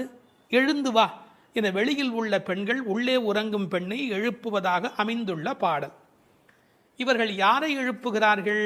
3 அடையாளங்கள். கோவலர்தம் பொற்கொடியே, புற்றரவு அல்குல் புனமையிலே, செல்வப் பெண்டாட்டி என்று உள்ளே இருக்கிற பெண் சிறப்பிக்கப்படுகிறார். கோபாலர் என்பது தமிழிலே கோவலர் என்று எழுதுவது வழக்கம். அந்த குலத்தின் தங்க கொடி ஸ்வர்ணலதா, ஸ்வர்ணலதா என்ற வடமொழி சொல்லுக்கு பொற்கொடி என்பது தமிழிலே மொழிபெயர்ப்பு. இவள் ரொம்ப செல்வாக்கு மிக்கவள், பேரழகி. இந்த கோவலர் என்பதை அழகான வித்தியாசமான பல பொருள் சொல்வது வழக்கம். கோ பலர், அதாவது வாக்கிலே வல்லவர் என்று கூட ஒரு பொருள் சொல்வார்கள். கோ அலர், தங்களை தலைவனாக நினைத்ததே அல்ல, கண்ணனுக்கு அடிமையாக மட்டுமே தன்னை நினைத்து கொண்டிருக்கிறவர்கள். இவள் அவர்கள் வீட்டு ஒரு கொடி, கொழுங்கொடி, கொழுகொம்பு தேடுகிற ஒரு கொடி. கோல் தேடி ஓடும் கொழுந்ததே போன்று மால் தேடி ஓடும் மனத்தள் ஆவிக்கோர் பற்று கொம்பு, இதெல்லாம் ஆழ்வார் திருவாக்கு. இவள் மனம் எப்போதும் கண்ணபெருமானை நோக்கி போய்கொண்டிருக்கும். ஒரு கொழுகொம்பாகிய இறைவனை தேடி போவதாலே இவள் கொடி, ஆனால் பொற்கொடி. அடுத்த வார்த்தை அவளுடைய மறைவிடத்தை குறித்து பேசுகிறார்கள். புற்றரவு அல்குல் புனமையிலே. இது தமிழிலே ரொம்ப இயற்கை. அதில் என்ன ஒரு குறிப்பு இருக்கிறது என்றால், பாம்பு புற்றிலே ஒடுங்கி விடும். அதுபோல் இவளுக்கு ஒடுக்கமான இடை என்பதை நாம் இந்த இடத்தில் புரிந்து கொள்ள வேணும். பெண்ணுக்கு இடை எப்படி இருக்க வேணும்? பொய்யோ எனும் இடையாளோடும் இளையானோடும் போனான். கம்பனுடைய வாக்கு. சீத்தையினுடைய இடை உண்டா இல்லையா என்று எல்லோரும் சர்ச்சை செய்கிற இடை என்று எழுதினார். இந்த புற்றரவு அல்குல் என்பதை கொஞ்சம் விளக்கம் சொல்லுகிற ஆச்சாரியர்கள் அது மறைந்திருப்பதையும், குளிர்ச்சி, பாம்பு புற்றுக்குள் மறைந்திருக்கும், புற்றுக்குள்ளே எப்போதும் வெப்பம் குறைவாக இருக்கும். நான் ஒரு குறிப்பு படித்தேன், 23 டிகிரி செல்சியஸ் அந்த சூட்டில் தான் உள்ளே இருக்குமா பாம்பு குடியிருப்பதற்கு விரும்புமா. ஏர் கண்டிஷன் ரூமில் இருக்கிற மாதிரி அந்த குளிர்ச்சி இருந்தால்தான் அது அங்கே இருக்குமா. அதுபோல இந்த பெண்ணின் மறைவிடத்தையும் அவர்கள் குளிர்ச்சி மிக்கது என்று பாடுகிறார்கள். ஆனால் புற்றரவு அல்குல் என்பதை தத்துவார்த்தமாக எடுக்கிற போது ஞானபக்தி மிக்க என்று அதற்கு வேறு இறை பொருள் கொண்டு சொல்லுவது வழக்கம். அடுத்த வார்த்தை புனமையிலே போதராய். மயில் என்று சொன்னால் போராதா? ஏன் புனமயில் என்று சொல்ல வேணும்? நீங்கள் என்னதான் வளர்த்தாலும் ஒரு மிருகக்காட்சி சாலையில் இருக்கிற மயில் அதில் ஒரு வளப்பம் இருக்காது.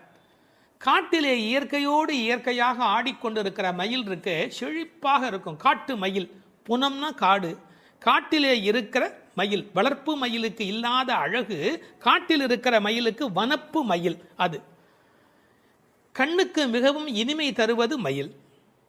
கருங்கண் தோகை மயில் பீலி அணிந்து. கண்ணபெருமான் மயிலை விரும்புகிறவன், அதான் தலைமையிலேயே சூடிக்கொண்டிருக்கிறான். எனவே இவளை விரும்புவதற்கான வாய்ப்பு அதிகம்.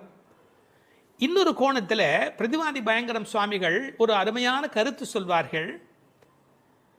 ஆச்சாரியனை குறித்து அவர்கள் எல்லா பாடலுமே ஆச்சாரியனோடு தொடர்பு படுத்தி பேசியிருக்கிற ஒரு பேச்சு, அற்புதமான பேச்சு அது. அந்த மயிலுக்கும் ஆச்சாரியனுக்கும் என்ன தொடர்பு என்று அனுபவிக்கிறார்கள். ஆனந்தம் வந்து விட்டால் மயில் தோகை விரிக்கும். ஆச்சாரியனும் அப்படித்தான், ஆனந்தம் வந்து விட்டால் தன்னுடைய வாக்கில் விஸ்தாரமாக பல பொருள்கள் சொல்ல தொடங்கி விடுவார். மயிலுக்கு விஷப்பூச்சிகள் அண்டாது, அதுபோல் ஆச்சாரியனிடத்திலே தீய சக்திகள் சேராது. மயில் பீலி கண்ணன் தலைமையிலே இருக்கும். ஆச்சாரியன் ஏதேனும் ஒன்று சொன்னால் கண்ணன் தலைதுலுக்கி அதை அனுபவிப்பானா, அப்படி என்று அனுபவிப்பானா. எனவே தலைமேல் வைத்து கண்ணனே கொண்டாடுகிறான் ஆச்சாரியனுடைய வாக்கு. பாம்பு பயந்து ஓடும். விஷத்தன்மை உடையவர்கள் ஆச்சாரியனை பார்த்தால் விலகி ஓடி விடுவார்கள் என்று என்ன அழகு பாருங்கள். முழுக்க இந்த புனமையிலே என்பதை ஆச்சாரியனோடு சம்பந்தப்படுத்தி பேசுவார்கள் ஸ்ரீ பிரதிவாதி பயங்கரம் அண்ணங்கராச்சாரிய சுவாமிகள். இந்த புனமையில் என்பதில் இன்னும் ஒரு அழகு, மயில் புனத்தை சிறப்பிக்கிறது. காட்டுக்கு அழகு அப்படின்னா மயில் தான் காட்டுக்கு அழகாக இருக்கிறது.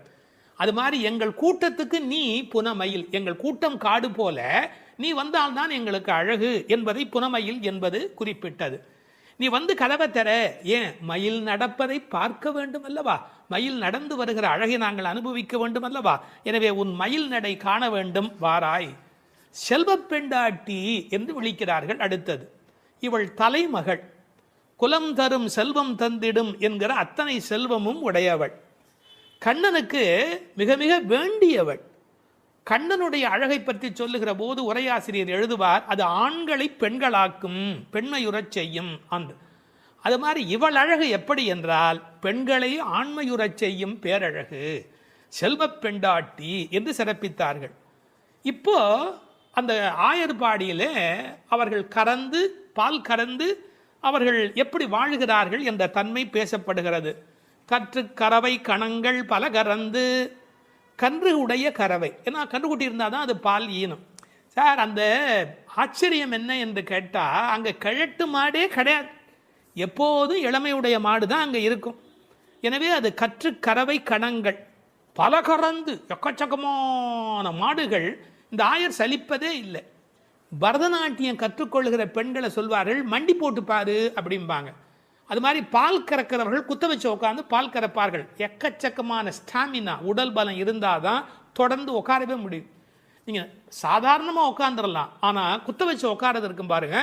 பரதநாட்டியம் ஆடுகிறவர்களுக்கு முதல் பயிற்சி அதுதான். பால் கறக்கிற அந்த கோபாலர்களுக்கு இயல்பிலேயே வரிசையாக மாட்டை கறந்து உடல் பலம் எக்கச்சக்கமாக இருக்கும்.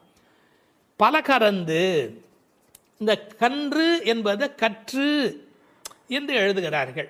ஏன்னா மெல்லினமாக தான் இருக்கணும் கன்று. அது எப்படி வல்லினம் ஆயிட்டுனா கண்ணுக்குட்டி மாதிரியா இருக்குது, அதுவே அவ்வளோ வலிமையாக துள்ளி குதிச்சுக்கிட்டு இருக்குது. அப்புறம் கன்றுன்னு எப்படி சொல்கிறது? அது கற்று.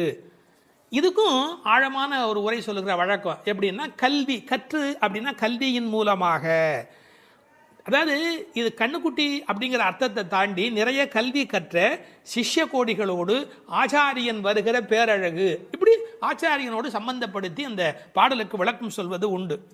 பசுவனுடைய சிறப்பை சொல்வதாக இருந்தால், அந்த கோதூளி அதனுடைய கால் தூசிக்கு பெருமை அதிகம். அந்த பசுவினுடைய அந்த கொட்டில் இருக்கு இல்லையா, மாட்டு கொட்டில், அங்கே போய் உட்காந்தா மன அமைதி கிடைக்கும். வாழ்க்கையில் மனதில் ரொம்ப அதிக துன்பம் உடையவர்கள் பசுக்கள் குடியிருக்கிற கொட்டிலில் போய் பசுக்களை தொட்டு தடவி கொஞ்ச நேரம் அங்கே இருந்தால் அடைய முடியாத அமைதி அடைவார்கள், நோயிலே இருந்து நீங்குவார்கள்னு இப்போ கண்டுபிடிச்சிருக்கிறாங்க. இப்படி ஒருவரே பல மாடு கடந்து எடுக்கக்கூடிய உடல் பலம் உடையவர்கள். ஆனால் வெறும்னா பால் கறக்கிற ஆட்கள்னு நாம் நினைக்கக்கூடாது. எதிரிகள் யாராவது, எதிரினா இவங்களுக்கு கிடையாது, கண்ணனை எதிர்க்கிறதுக்கு யாராவது வந்தா செற்றாறு திரளழிய சென்று செரு செய்யும். வேடிக்கையாக சொல்லுவாங்க, டே என் ஏரியாவுக்கு வாடா பார்த்துக்கிறேன் அப்படின்னு. அது மாதிரி சிங்கத்தை குகையிலேயே சந்திப்பது போல எதிரிகளுடைய கோட்டைக்கு உள்ளேயே புகுந்து அவர்களை அடித்து நொறுக்குவார்கள். கிருஷ்ணனுடைய எதிரிகளை தங்கள் எதிரிகளாக நினைத்து கொள்வார்கள். செற்றார் திரளழிய சென்று செரு செய்யும். ராமனை பற்றி பாடும்போது சென்று அங்கு தென்னிலங்கை செற்றாய் திரள் போற்றினாலே, இந்த ஆயர்பாடியில் இருக்கிற கோபாலரும் சென்று சண்டையிடுகிறவர்கள். குற்றம் ஒன்றில்லாத கோவலர். அவங்களுக்கு இடக்கை வழக்கை தெரியாது. படித்து வந்தவன் சார் விஷமம் பண்ணுவான், கல்வி உள்ளவன் தானே அதிக வம்பு பண்ணுவான். இவங்களுக்கு எந்த குற்றமுமே கிடையாது. அப்படிப்பட்ட கோவலர்தம் பொற்கொடியே. சுற்றத்து தோழிமார் எல்லாரும் வந்து அத்தனை பேரும் வந்துட்டோம். முடி உன் வீட்டு வாசல்ல நிற்கிறோம்.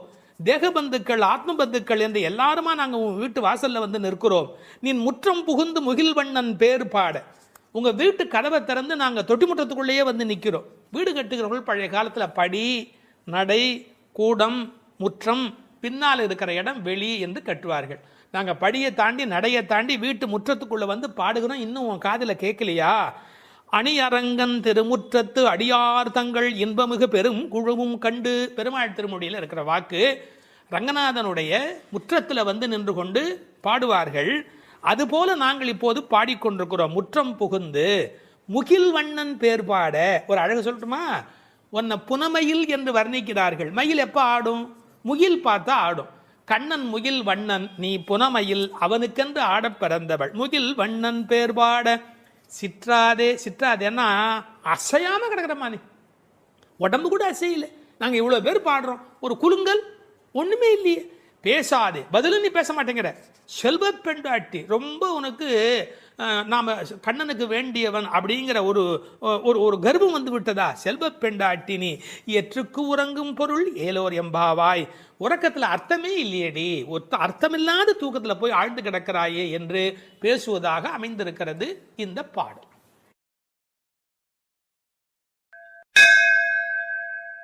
திருப்பாவை 10ஆம் பாடல். நோற்று சுவர்க்கம் புகுகின்ற அம்மனாய் மாற்றமும் தாராரோ வாசல் திறவாதார். நாற்றத்துழாய் முடி நாராயணன் நம்மால் போற்றப் பறைதரும் புண்ணியனால் பண்டொரு நாள் கூற்றத்தின் வாய் வீழ்ந்த கும்பகர்ணனும் தோற்றும் உனக்கே பெரும் துயில்தான் தந்தானோ. ஆற்ற அனந்தல் உடையாய் அருங்கலமே தேற்றமாய் வந்து திரவேலோர் எம்பாவாய். இந்த பாடலை நோன்பின் பெருமையால் கண்ணனை கையில் கனிபோல் அடைந்த ஒரு பக்திமிக்க பாவை எழுப்பப்படுகிறாள் என்றும் பார்க்கலாம். அல்லது தூக்கத்தையே நோன்பாக கருதி சோம்பி கிடக்கிற ஒருவளை கேலி பேசுவதாகவும் பொருள் கொள்ளலாம். இப்போது பாடலின் பொருளை முதலில் பார்ப்போம். நோன்பின் பலன் கைவரப் பெற்று அதன் விளைவாக சொர்க்கத்தையே அடைகின்ற பெண்ணே. அந்த சொர்க்கத்தினுள்ளே புகும் பெண் என்றாலும் உறக்கத்தை நோன்பாக கொண்டவளே என்று இன்னொரு பொருள். நீ வாயில் கதவைத்தான் திறக்கவில்லை, வாயை திறந்து பதில் கூடவா சொல்லக்கூடாது? மனம் நிறைந்த திருத்துழாய் துளசி மாலையை திருமுடியில் அணிந்திருக்கிற நாராயணன், நமது போற்றுதலை ஏற்று பலனை வழங்குகின்ற புண்ணியன், முன்னொரு காலத்தில் எவனுக்கு இரையாகிப் போன கும்பகர்ணன் உன்னுடன் தூக்கப் போட்டிக்கு வந்து தோற்று பெரிய தூக்கத்தை தன் தோல்வியின் அடையாளமாக உனக்கு வழங்கிவிட்டானா என்ன? மிகுந்த சோர்வும் சோம்பலும் ஏன் உனக்கு? இந்த குழுவுக்கே ஒப்பற்ற அணிகலன் போல விளங்குகிறளா அல்லவா நீ? படுக்கையை விட்டு தெளிவுடன் எழுந்து வந்து கதவை திற என்று வெளியில் நின்ற தோழியர் உள்ளே படுத்திருப்பவளை அழைக்கிறார்கள். இதுவே பாடலின் திரண்ட பொருள். இங்கே கேலியும் கிண்டலும் கூட ஒரு வகையான விளையாட்டாக எடுத்துக்கொள்ள ஒரு பகுதி இடம் கொடுக்கிறது. ஒரு பெண் சொல்லி இருக்கிறாள், நான் கடுமையான தவம் பண்ணி சொர்க்கம் போகப் போகிறேன் என்று இவர்கள் பேசிக்கொண்டிருக்கிற போது தோழிகளுக்கு மத்தியில் சொல்லி இருக்கிறாள். அவளை இப்போது எழுப்ப வந்திருக்கிறார்கள். ஆஹா அடியம்மா, நீ சொர்க்கம் போகிற லட்சணம் என்ன என்று எங்களுக்கு தெரியாதா? நோற்று சொர்க்கம் போகுகின்ற அம்மனாய், நீ தவம் பண்ணி சொர்க்கம் போவேன் என்று சொன்னாயே, இப்போது படுத்து கிடக்கிறாயே. இப்படி எடுத்துக்கொண்டால் அது ஒரு கேலியான கிண்டலான அவளை பற்றி பேசுகிற ஒரு விளையாட்டு பேச்சாக பொருளாகிறது. உண்மையிலேயே எடுத்துக்கொண்டால் அவள் உண்மையான கடினமான முயற்சி உடையவள், எல்லா நோன்புகளையும் சரியாக மேற்கொள்ளுகிறவள், நாளை வைகுந்தம் சேர வேண்டும் என்ற எண்ணத்தில் தன் வாழ்நெறியை அமைத்து கொண்டவள். எனவே நோற்று சொர்க்கம் போகுகின்ற அம்மனாய் பெருமைக்கு உரியவளே, நீ தவம் பண்ணி மேலே போவேன் என்று சொன்னாயே, இப்போது தூங்கிக் கொண்டிருக்கிறாயே என்று ரெண்டு வகையிலேயும் பாவத்தை மாற்றி பொருள் சொல்லக்கூடிய பாடல் வரி இது. சொர்க்கம் எது, நரகம் எது? ராமாயணத்திலே சீதா பிராட்டியார் சொல்கிறார், உன்னோடு இருப்பதுதான் எனக்கு சொர்க்கம். ராமனிடத்திலே சொல்கிறார், உன்னை பிரிந்தால் அது நரகமாக ஆகிவிடுகிறது. ஆகவே பெருமானோடு இருக்கிற நேரம்தான் சொர்க்கம். இவள் ஒருவேளை தன் தவத்தின் பலனால் பெருமாளோடு இருக்கிறவளோ, இறைவனுடைய நினைப்பே சொர்க்கமாகிறது, மறப்பே நரகமாகிறது. இது இன்னொரு சிந்தனை. இவளுடைய இயல்பு பக்குவம் காரணமாக உயர்ந்து போய் சாது கோஷ்டியில் சேர்ந்து விட்ட காரணத்தால் சாமானியரோடு நமக்கென்ன பேச்சு என்ற எண்ணத்தில் வாயாடாமல் இருக்கிறாளோ என்பதை அடுத்த வரி நமக்கு புலப்படுத்தும். தனக்கு உரிய நல்ல கோஷ்டியிலே இருப்பது, சிறந்தவர்களோடு அந்த வர்க்கத்தில் இருப்பதுதான் சொர்க்கமாக மாறுகிறது. நீ அப்படி தகுந்த சாது கோஷ்டியிலே போய் சேர்ந்து விட்டதால் எங்களோடெல்லாம் பேசக்கூடாது என்பதற்காக மாற்றமும் தாராரோ, நீ பதில் தராமல் இருக்கிறாயா என்று ஒரு கேள்வி எழுகிறது. அம்மாடி, உன்னால் வீட்டு வாசல் திறக்க முடியவில்லை, வீட்டு வாசலே திறக்க முடியவில்லையே, உனக்காக வைகுந்த வாசல் திறக்கப் போகிறதா என்று இன்னொரு கிண்டல் பொருளும் அதற்குள்ளே இருக்கிறது. மாற்றம் தாராரோ வாசல் திறவாதார். ஒருவேளை உண்ணாவிரதம் மாதிரி மௌன விரதம் இருக்கிறாயா? அட, வாயில் திறப்பது கடினம், வாயை திறப்பது கூடவா கடினம்? வாசல் செம்மினால் வாயும் செம்ம வேண்டுமோ என்று வியாக்கியானத்திலே இந்த இடத்தை குறிப்பிடுவார்கள். நீ எழுந்து பேச வேண்டாம், கதவை திறக்கக்கூடாதா? கதவை திறக்க வேண்டாம், வாயாலாவது பதில் சொல்லக்கூடாதா? ஏன் இப்படி நீ இருக்கிறாய் என்று அந்த பெண்ணை கேட்பது போல் அந்த பாடல் அமைந்திருக்கிறது. அடுத்து நாராயணனை சொல்லுகிறார்கள். நாற்றத் துழாய்முடி நாராயணன். உலகத்திலேயே மிகப்பெரிய சிறப்பு துளசிக்கு உண்டு. பிறக்கும் போதே அது நறுமணத்தோடு பிறப்பது. அதனால்தான் பின்னாலே பாடுகிறார்கள், இருந்தவண்ணாகிலும் கொண்டு வீசுமினி. துளசி கிடைக்கவில்லை என்றாலும் பரவாயில்லை, துளசி இருந்த மண்ணை எடுத்தாவது எங்கள் மீது வீசுங்கள் என்பார்கள். ஒரு பெருமாள் கோயிலுக்குள் போகிற போது நமக்கு கிடைக்கிற மிகப்பெரிய இன்பமே அந்த திருத்துழாய் நறுமணம். பச்சை கற்பூரம் அது இன்னொரு பக்கம், திருத்துழாய் நறுமணம்தான் கோயிலின் சிறப்பழகு. கண்ணன் திருத்துழாய் அணிந்து அங்கு வந்து சென்றால் 100 குழிக்கு தாங்கும் என்று உரை எழுதுவார்கள். அதாவது அவன் வந்து போன வாசம் அந்த இடம் முழுவதும் நிறைந்திருக்குமா. இப்போது திருத்துழாய் வாசம் வருவதாலே இந்த பெண்களுக்கு உள்ளூர ஒரு கவலை, ஒருவேளை கண்ணன் இங்கே உள்ளே வந்துவிட்டு போயிருக்கிறானோ என்கிற ஒரு சின்ன கவலையும் வெளிப்பட பேசுகிறார்கள். நாற்றத் துழாய்முடி நாராயணன். நான் துளசியை பற்றி ஒரு மருத்துவ புத்தகம் படித்து கொண்டிருந்தேன். அதில் துளசி பிராணசக்தியை கூட்டி நம்முடைய கபத்தை குறைக்கக்கூடியது. அது மட்டுமல்ல, அது 100 வகையான மேலான மருந்தாக அது பயன்பட்டு கொண்டிருக்கிறது. துளசி, கருந்துளசி, செந்துளசி, நாதுளசி என்று 4 வகையாக அது கிடைக்கிறது. பிராணசக்தியை கூட்டுகிறது என்பதற்காக அப்படியே எடுத்துக்கொள்ளுகிற போது அது முற்றிலுமாக ஒருவருடைய உடலை மாற்றி அமைக்கக்கூடியது. துறவரத்துக்கு போகிறவர்களுக்கு கூட துணை நிற்கக்கூடியது என்று ஒரு குறிப்பு எழுதி வைத்திருக்கிறார்கள். துளசியோடு ஒரு 5 மிளகு வைத்து 3 நாள் சாப்பிட்டால் 3 மாத காலம் ஒரு பெண் அப்படி சாப்பிட்டால் குழந்தை பேர் இல்லாத பெண்களுக்கு வாய்க்கும் என்று எழுதுகிறார்கள். 9 மிளகு வைத்து அரைத்து 7 நாட்கள் வெறும் வயிற்றில் சாப்பிட்டால் எந்த விஷமும் உரியும் என்று எழுதுகிறார்கள். எனவே மருந்தல்ல மாமருந்தாக விளங்குவது திருத்துழாய். அந்த நாற்றத்துழாய் முடி நாராயணன் திருவடியில் மட்டுமல்ல அவன் திருமுடியிலும் இருக்கிற மேன்மையும் ஏற்றமும் பெற்றது இந்த திருத்துழாய். அந்த நாராயணன் நம்மால் போற்ற பறைதரும் புண்ணியனால். இந்த நம்மால் என்பதை நம்மால் என்று பிரித்து சொல்வார்கள், நம்மால் என்று சேர்த்து சொல்வார்கள். அதாவது நாம் இப்போது பாடினால் அவன் நமக்கு பறை தருவான், நம்முடைய மால் நமக்கு பறை தருவான். நமக்கு மால் இருக்குமென்றாலும், மால் என்றால் மயக்கம். சில பேர் சுய மோகிகள், தன்னைத்தானே மோகித்து கொண்டு தன்னை பெரிதாக நினைத்து கொண்டிருப்பார்கள். அப்படிப்பட்ட குறையுடையவராக இருந்தாலும் கூட அவர்களுக்கு கருணை பாலிக்கிறவன் கடவுளாக மாறுகிறான். நம்மால் போற்ற பறை தரும் புண்ணியனால். அவன் புகழை பாடிய மாத்திரத்தில் நமக்கு பறை தருகிறான், புருஷார்த்தங்களை அருளுவதற்கு தயாராக இருக்கின்றான். அடுத்து அந்த பெண்ணை அவர்கள் கேலி பேசுகிறார்கள்.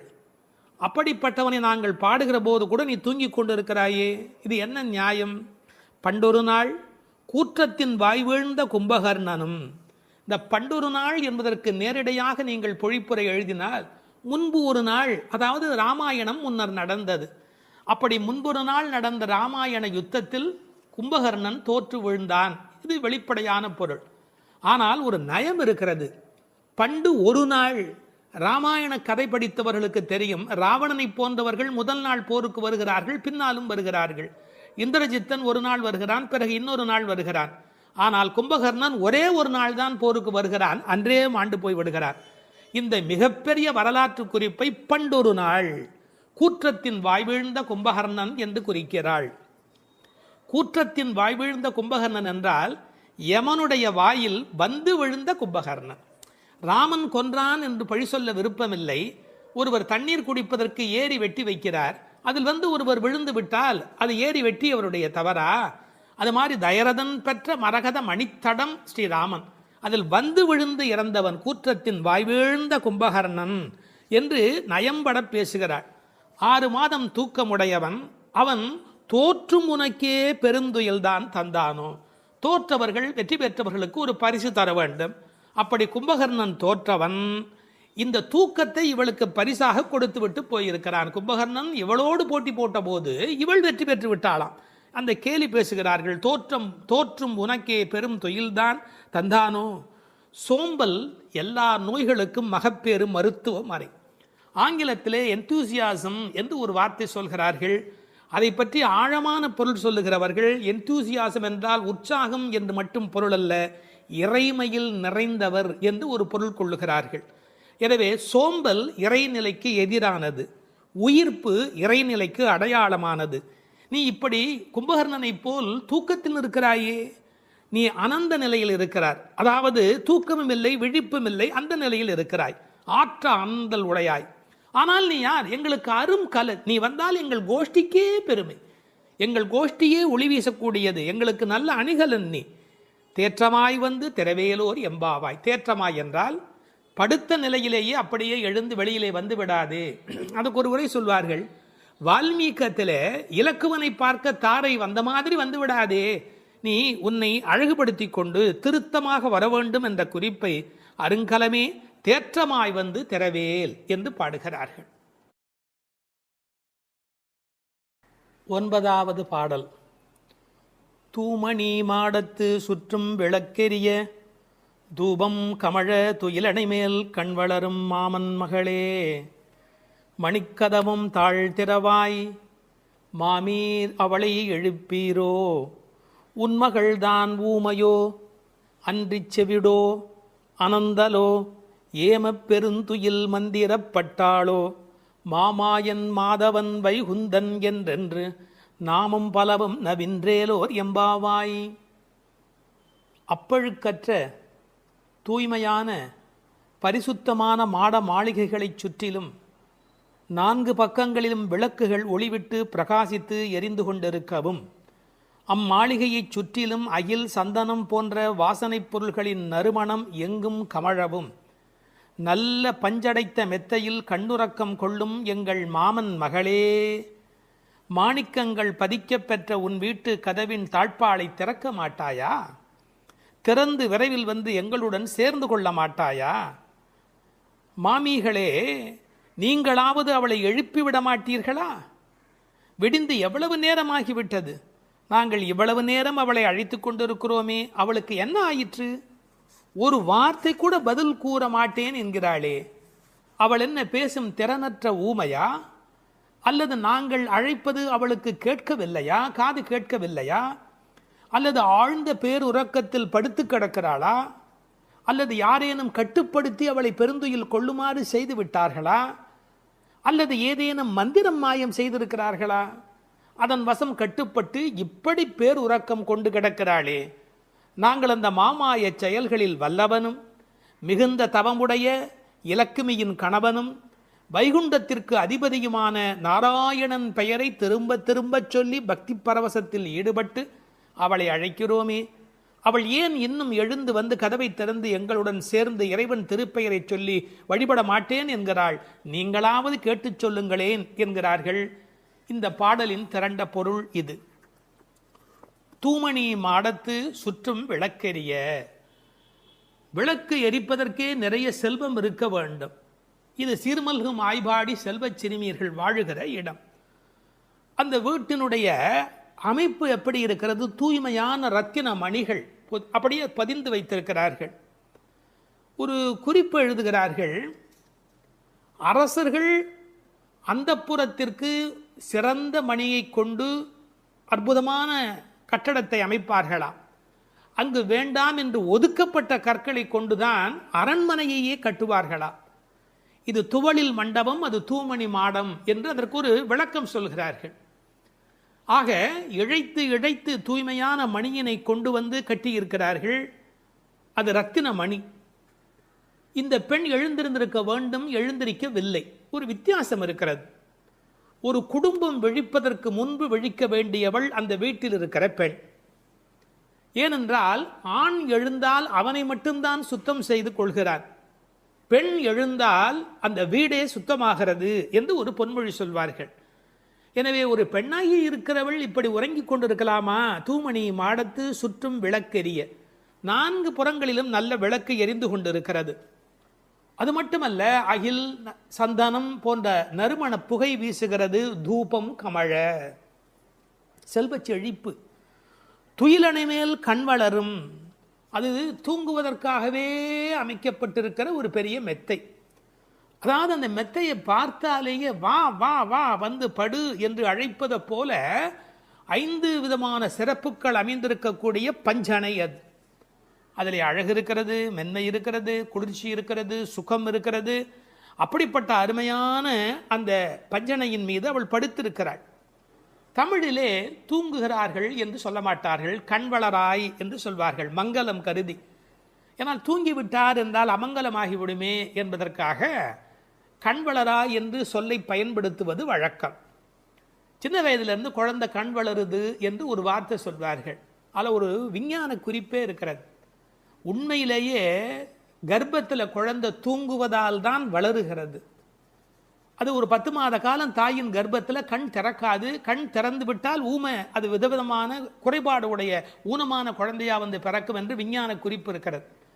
அந்த குழந்தை கண்களை மூடிக்கொண்டு தூங்கிக் கொண்டே இருக்கும்.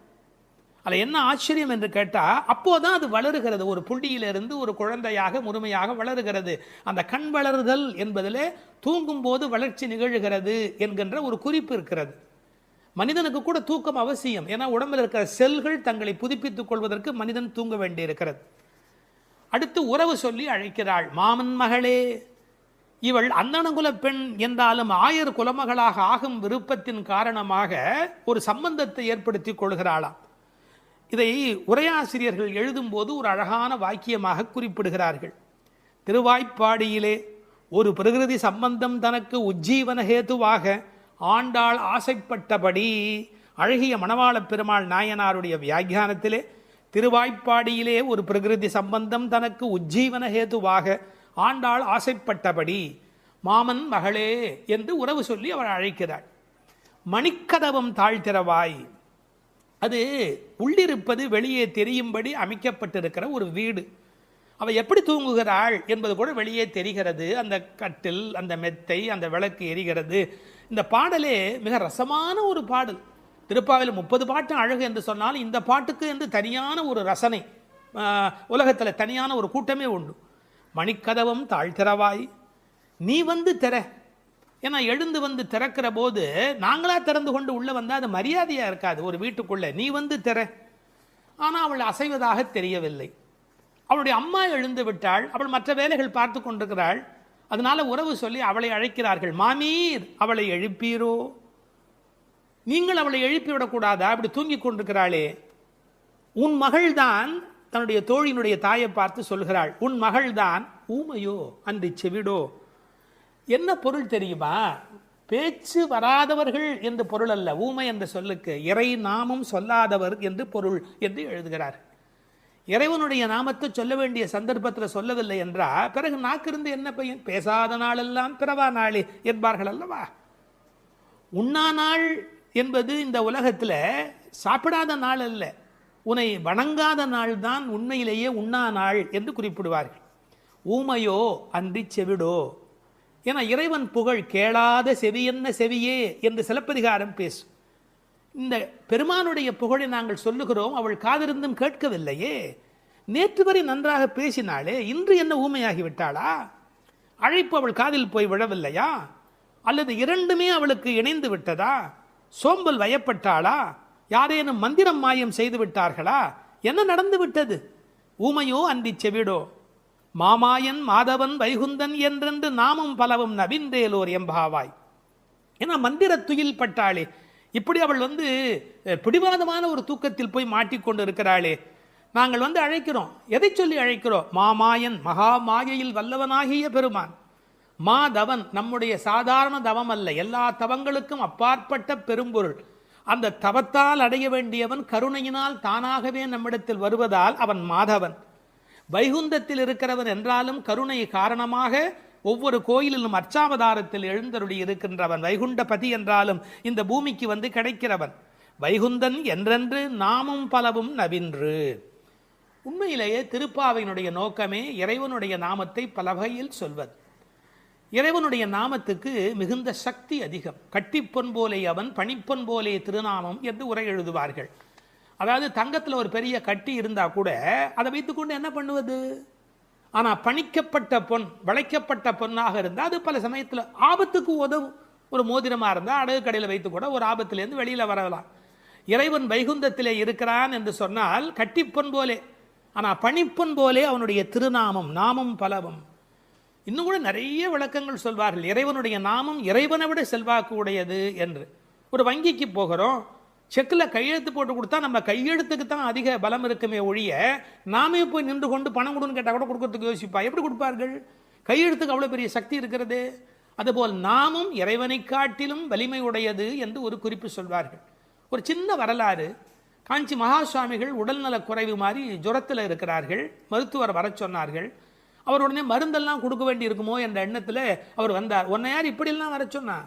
நீ உட்கார், நான் இப்போ என்னுடைய டெம்பரேச்சர் எடுத்துக்கோ, விஷ்ணு சஹஸ்ரநாமம் சொல்ல போகிறேன், சொல்லி முடிச்சதுக்கப்புறம் டெம்பரேச்சர் எப்படி இருக்கு பார் அப்படின்னு சொல்லிட்டு விஷ்ணு சஹஸ்ரநாமம் சொல்லுவதற்கு முன்பு ஜுரம் இருந்தது. சொல்லி முடித்த பிறகு ஜுரம் இல்லவே இல்லை.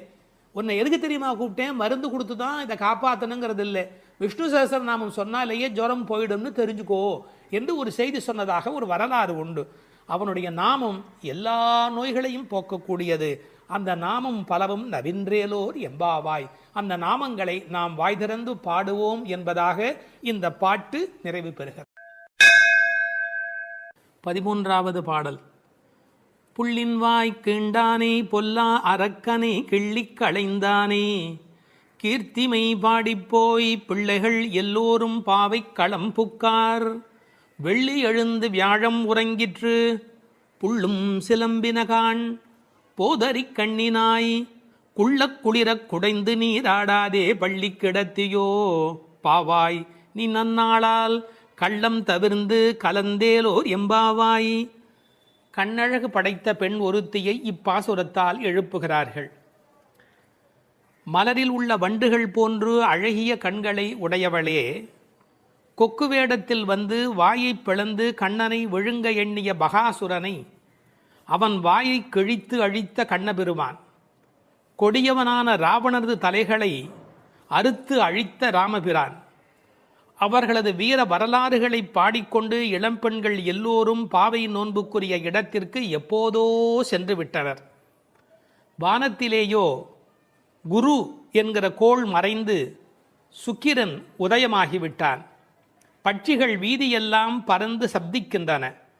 இந்த மார்கழி விடியல் விடியும் முன்பே உடல் நன்கு குளிரும்படி மடுவில் குடைந்து குடைந்து நீராட வேண்டாமா? இன்னும் படுக்கையில் சுருண்டு கிடக்கலாமா? நல்ல நாளும் அதுவுமாக இப்படி இருக்கிறாயே, அப்படி உனக்கு என்ன தனிய அனுபவம்? உன் மனதில் உள்ள கள்ளத்தனத்தை விடுத்து எங்களோடு சேர்ந்து வா என்று அழைக்கிறார்கள். இதை ரசமாக அனுபவிக்கிறவர்கள் முதல் பாடலிலே மனத்துக்கினியான் என்று ராமனை பேசிவிட்டதால் இந்த ஆயர்பாடிக்குள்ளே ஒரு பெரிய விவாத கோலாகலம் ஏற்பட்டு விட்டதாம். அதாவது சர்ச்சை. அது யாரடா அது? கண்ணனுடைய ஊரிலே வந்து ராமனுடைய கதையை பேசி கொண்டிருக்கிறார்களே என்று சில பேர், சில ஆயர்கள் கோபப்படவும், ஏன் அப்படி பேசக்கூடாதா என்று சில பேர் மறுபடியும் எதிர்ப்பக்கம் விவாதிக்கவும், ஒரு பட்டிமண்டபத்தை போலவே ஒரு விவாதம் அங்கு தொடங்கிவிட்டது என்று அனுபவிப்பார்கள். ஏனென்றால் இந்த பாடல் எப்படி வருகிறது? புள்ளின் வாய் கீண்டானி என்று கண்ணபெருமான் பகாசுரனை அழித்த கதையை சொல்லி பிறகு பொல்லா அரக்கனை கிள்ளி களைந்தானே என்று ராமாவதார கதையையும் சேர்த்து பேசுகிறார்கள். அதை எப்படி சொல்லுகிறார்கள்? கண்ணனுடைய ஸ்தலத்தில் ராமனுடைய கதையா என்று ஒருவர் கேட்க, ஏன் முன்பு ராமனை பாடிய காலத்திலே நாம் கண்ணனை சேர்த்து பாடியது இல்லையா?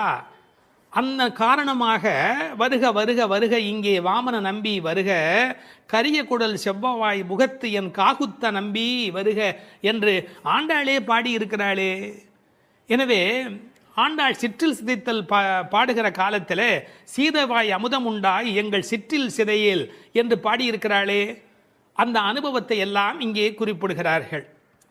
வருக வருக என்று ஆழ்வார் அனுபவித்ததையும் சிற்றில் சிதைக்காதே என்று ஆண்டாள் அனுபவித்ததையும் இந்த இடத்தில் மேற்கோளாக காட்டி, இந்த அயோத்தியிலே ராமபெருமானுடைய புகழை பேசுவது போல ஆயர்பாடியில் கண்ணன் புகழ்தான் பேச வேண்டும் என்ற கட்டாயமில்லை, இடம் மாறி பேசினாலும் ஒன்றும் தவறு இல்லை என்று ஒப்பந்தமாயிற்று என்று இதை வேறு ஒரு கோணத்திலே பேசுவார்கள்.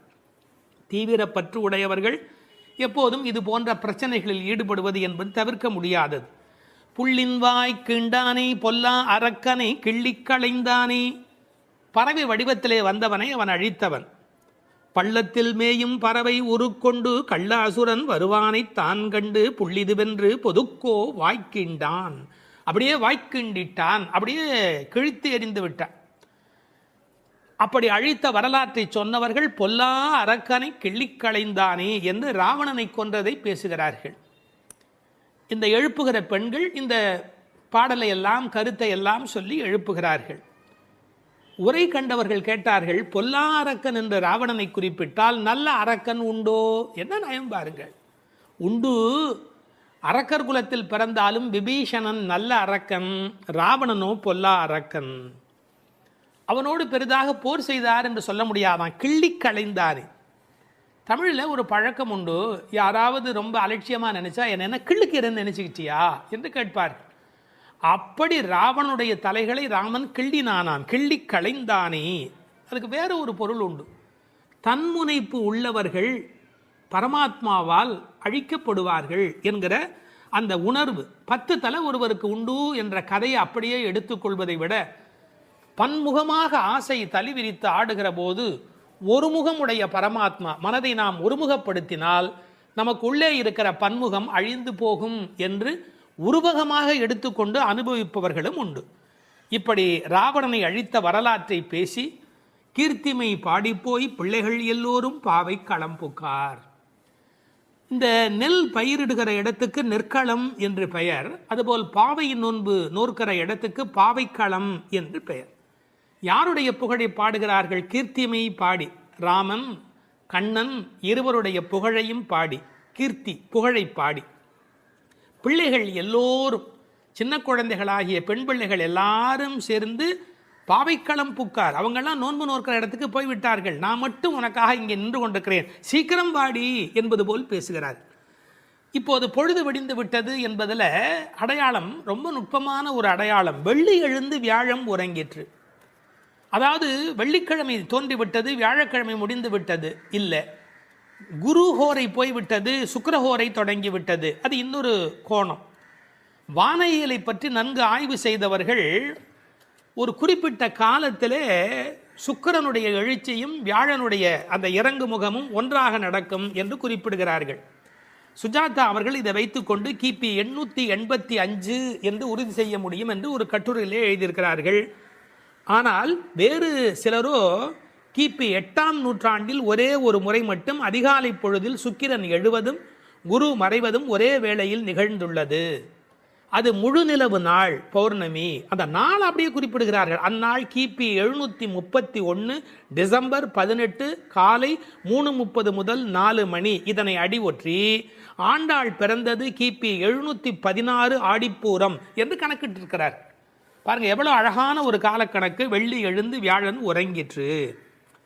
புள்ளும் சிலம்பின. முன்னர் ஒரு முறை புள்ளும் சிலம்பின என்ற பாடல் வந்திருக்கிறதே.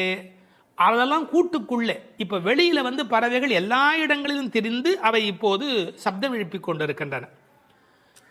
இந்த இடத்துல புள்ளும் சிலம்பியதை பற்றி சொல்லுகிற போது உரையாசிரியர்கள் இதை ஆசிரிய பெருமக்களோடு ஆச்சாரிய பெருமக்களோடு இணைத்து பேசுவது வழக்கம்.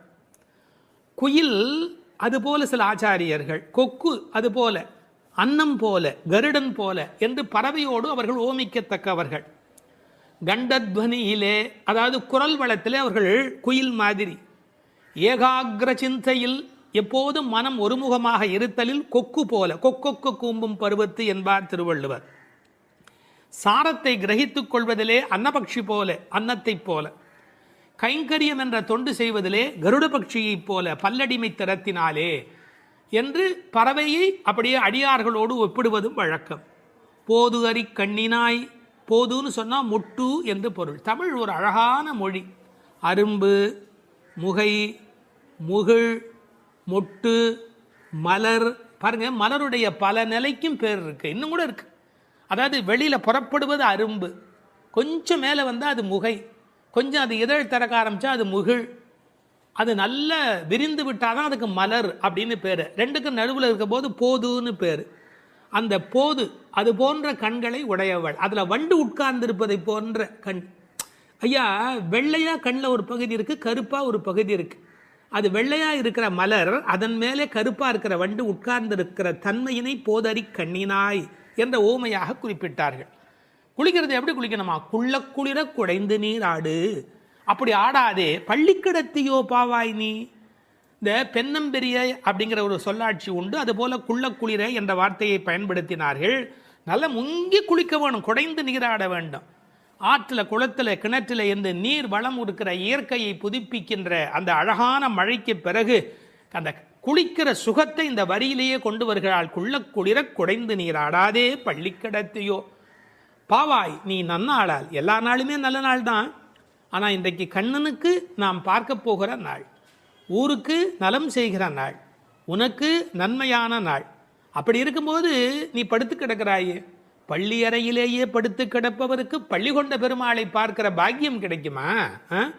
அவனை பருகும் சுகம் உனக்கு எப்படி வாய்க்கும்? கள்ளம் தவிர்ந்து கலந்தேலோர் எம்பாவாய்.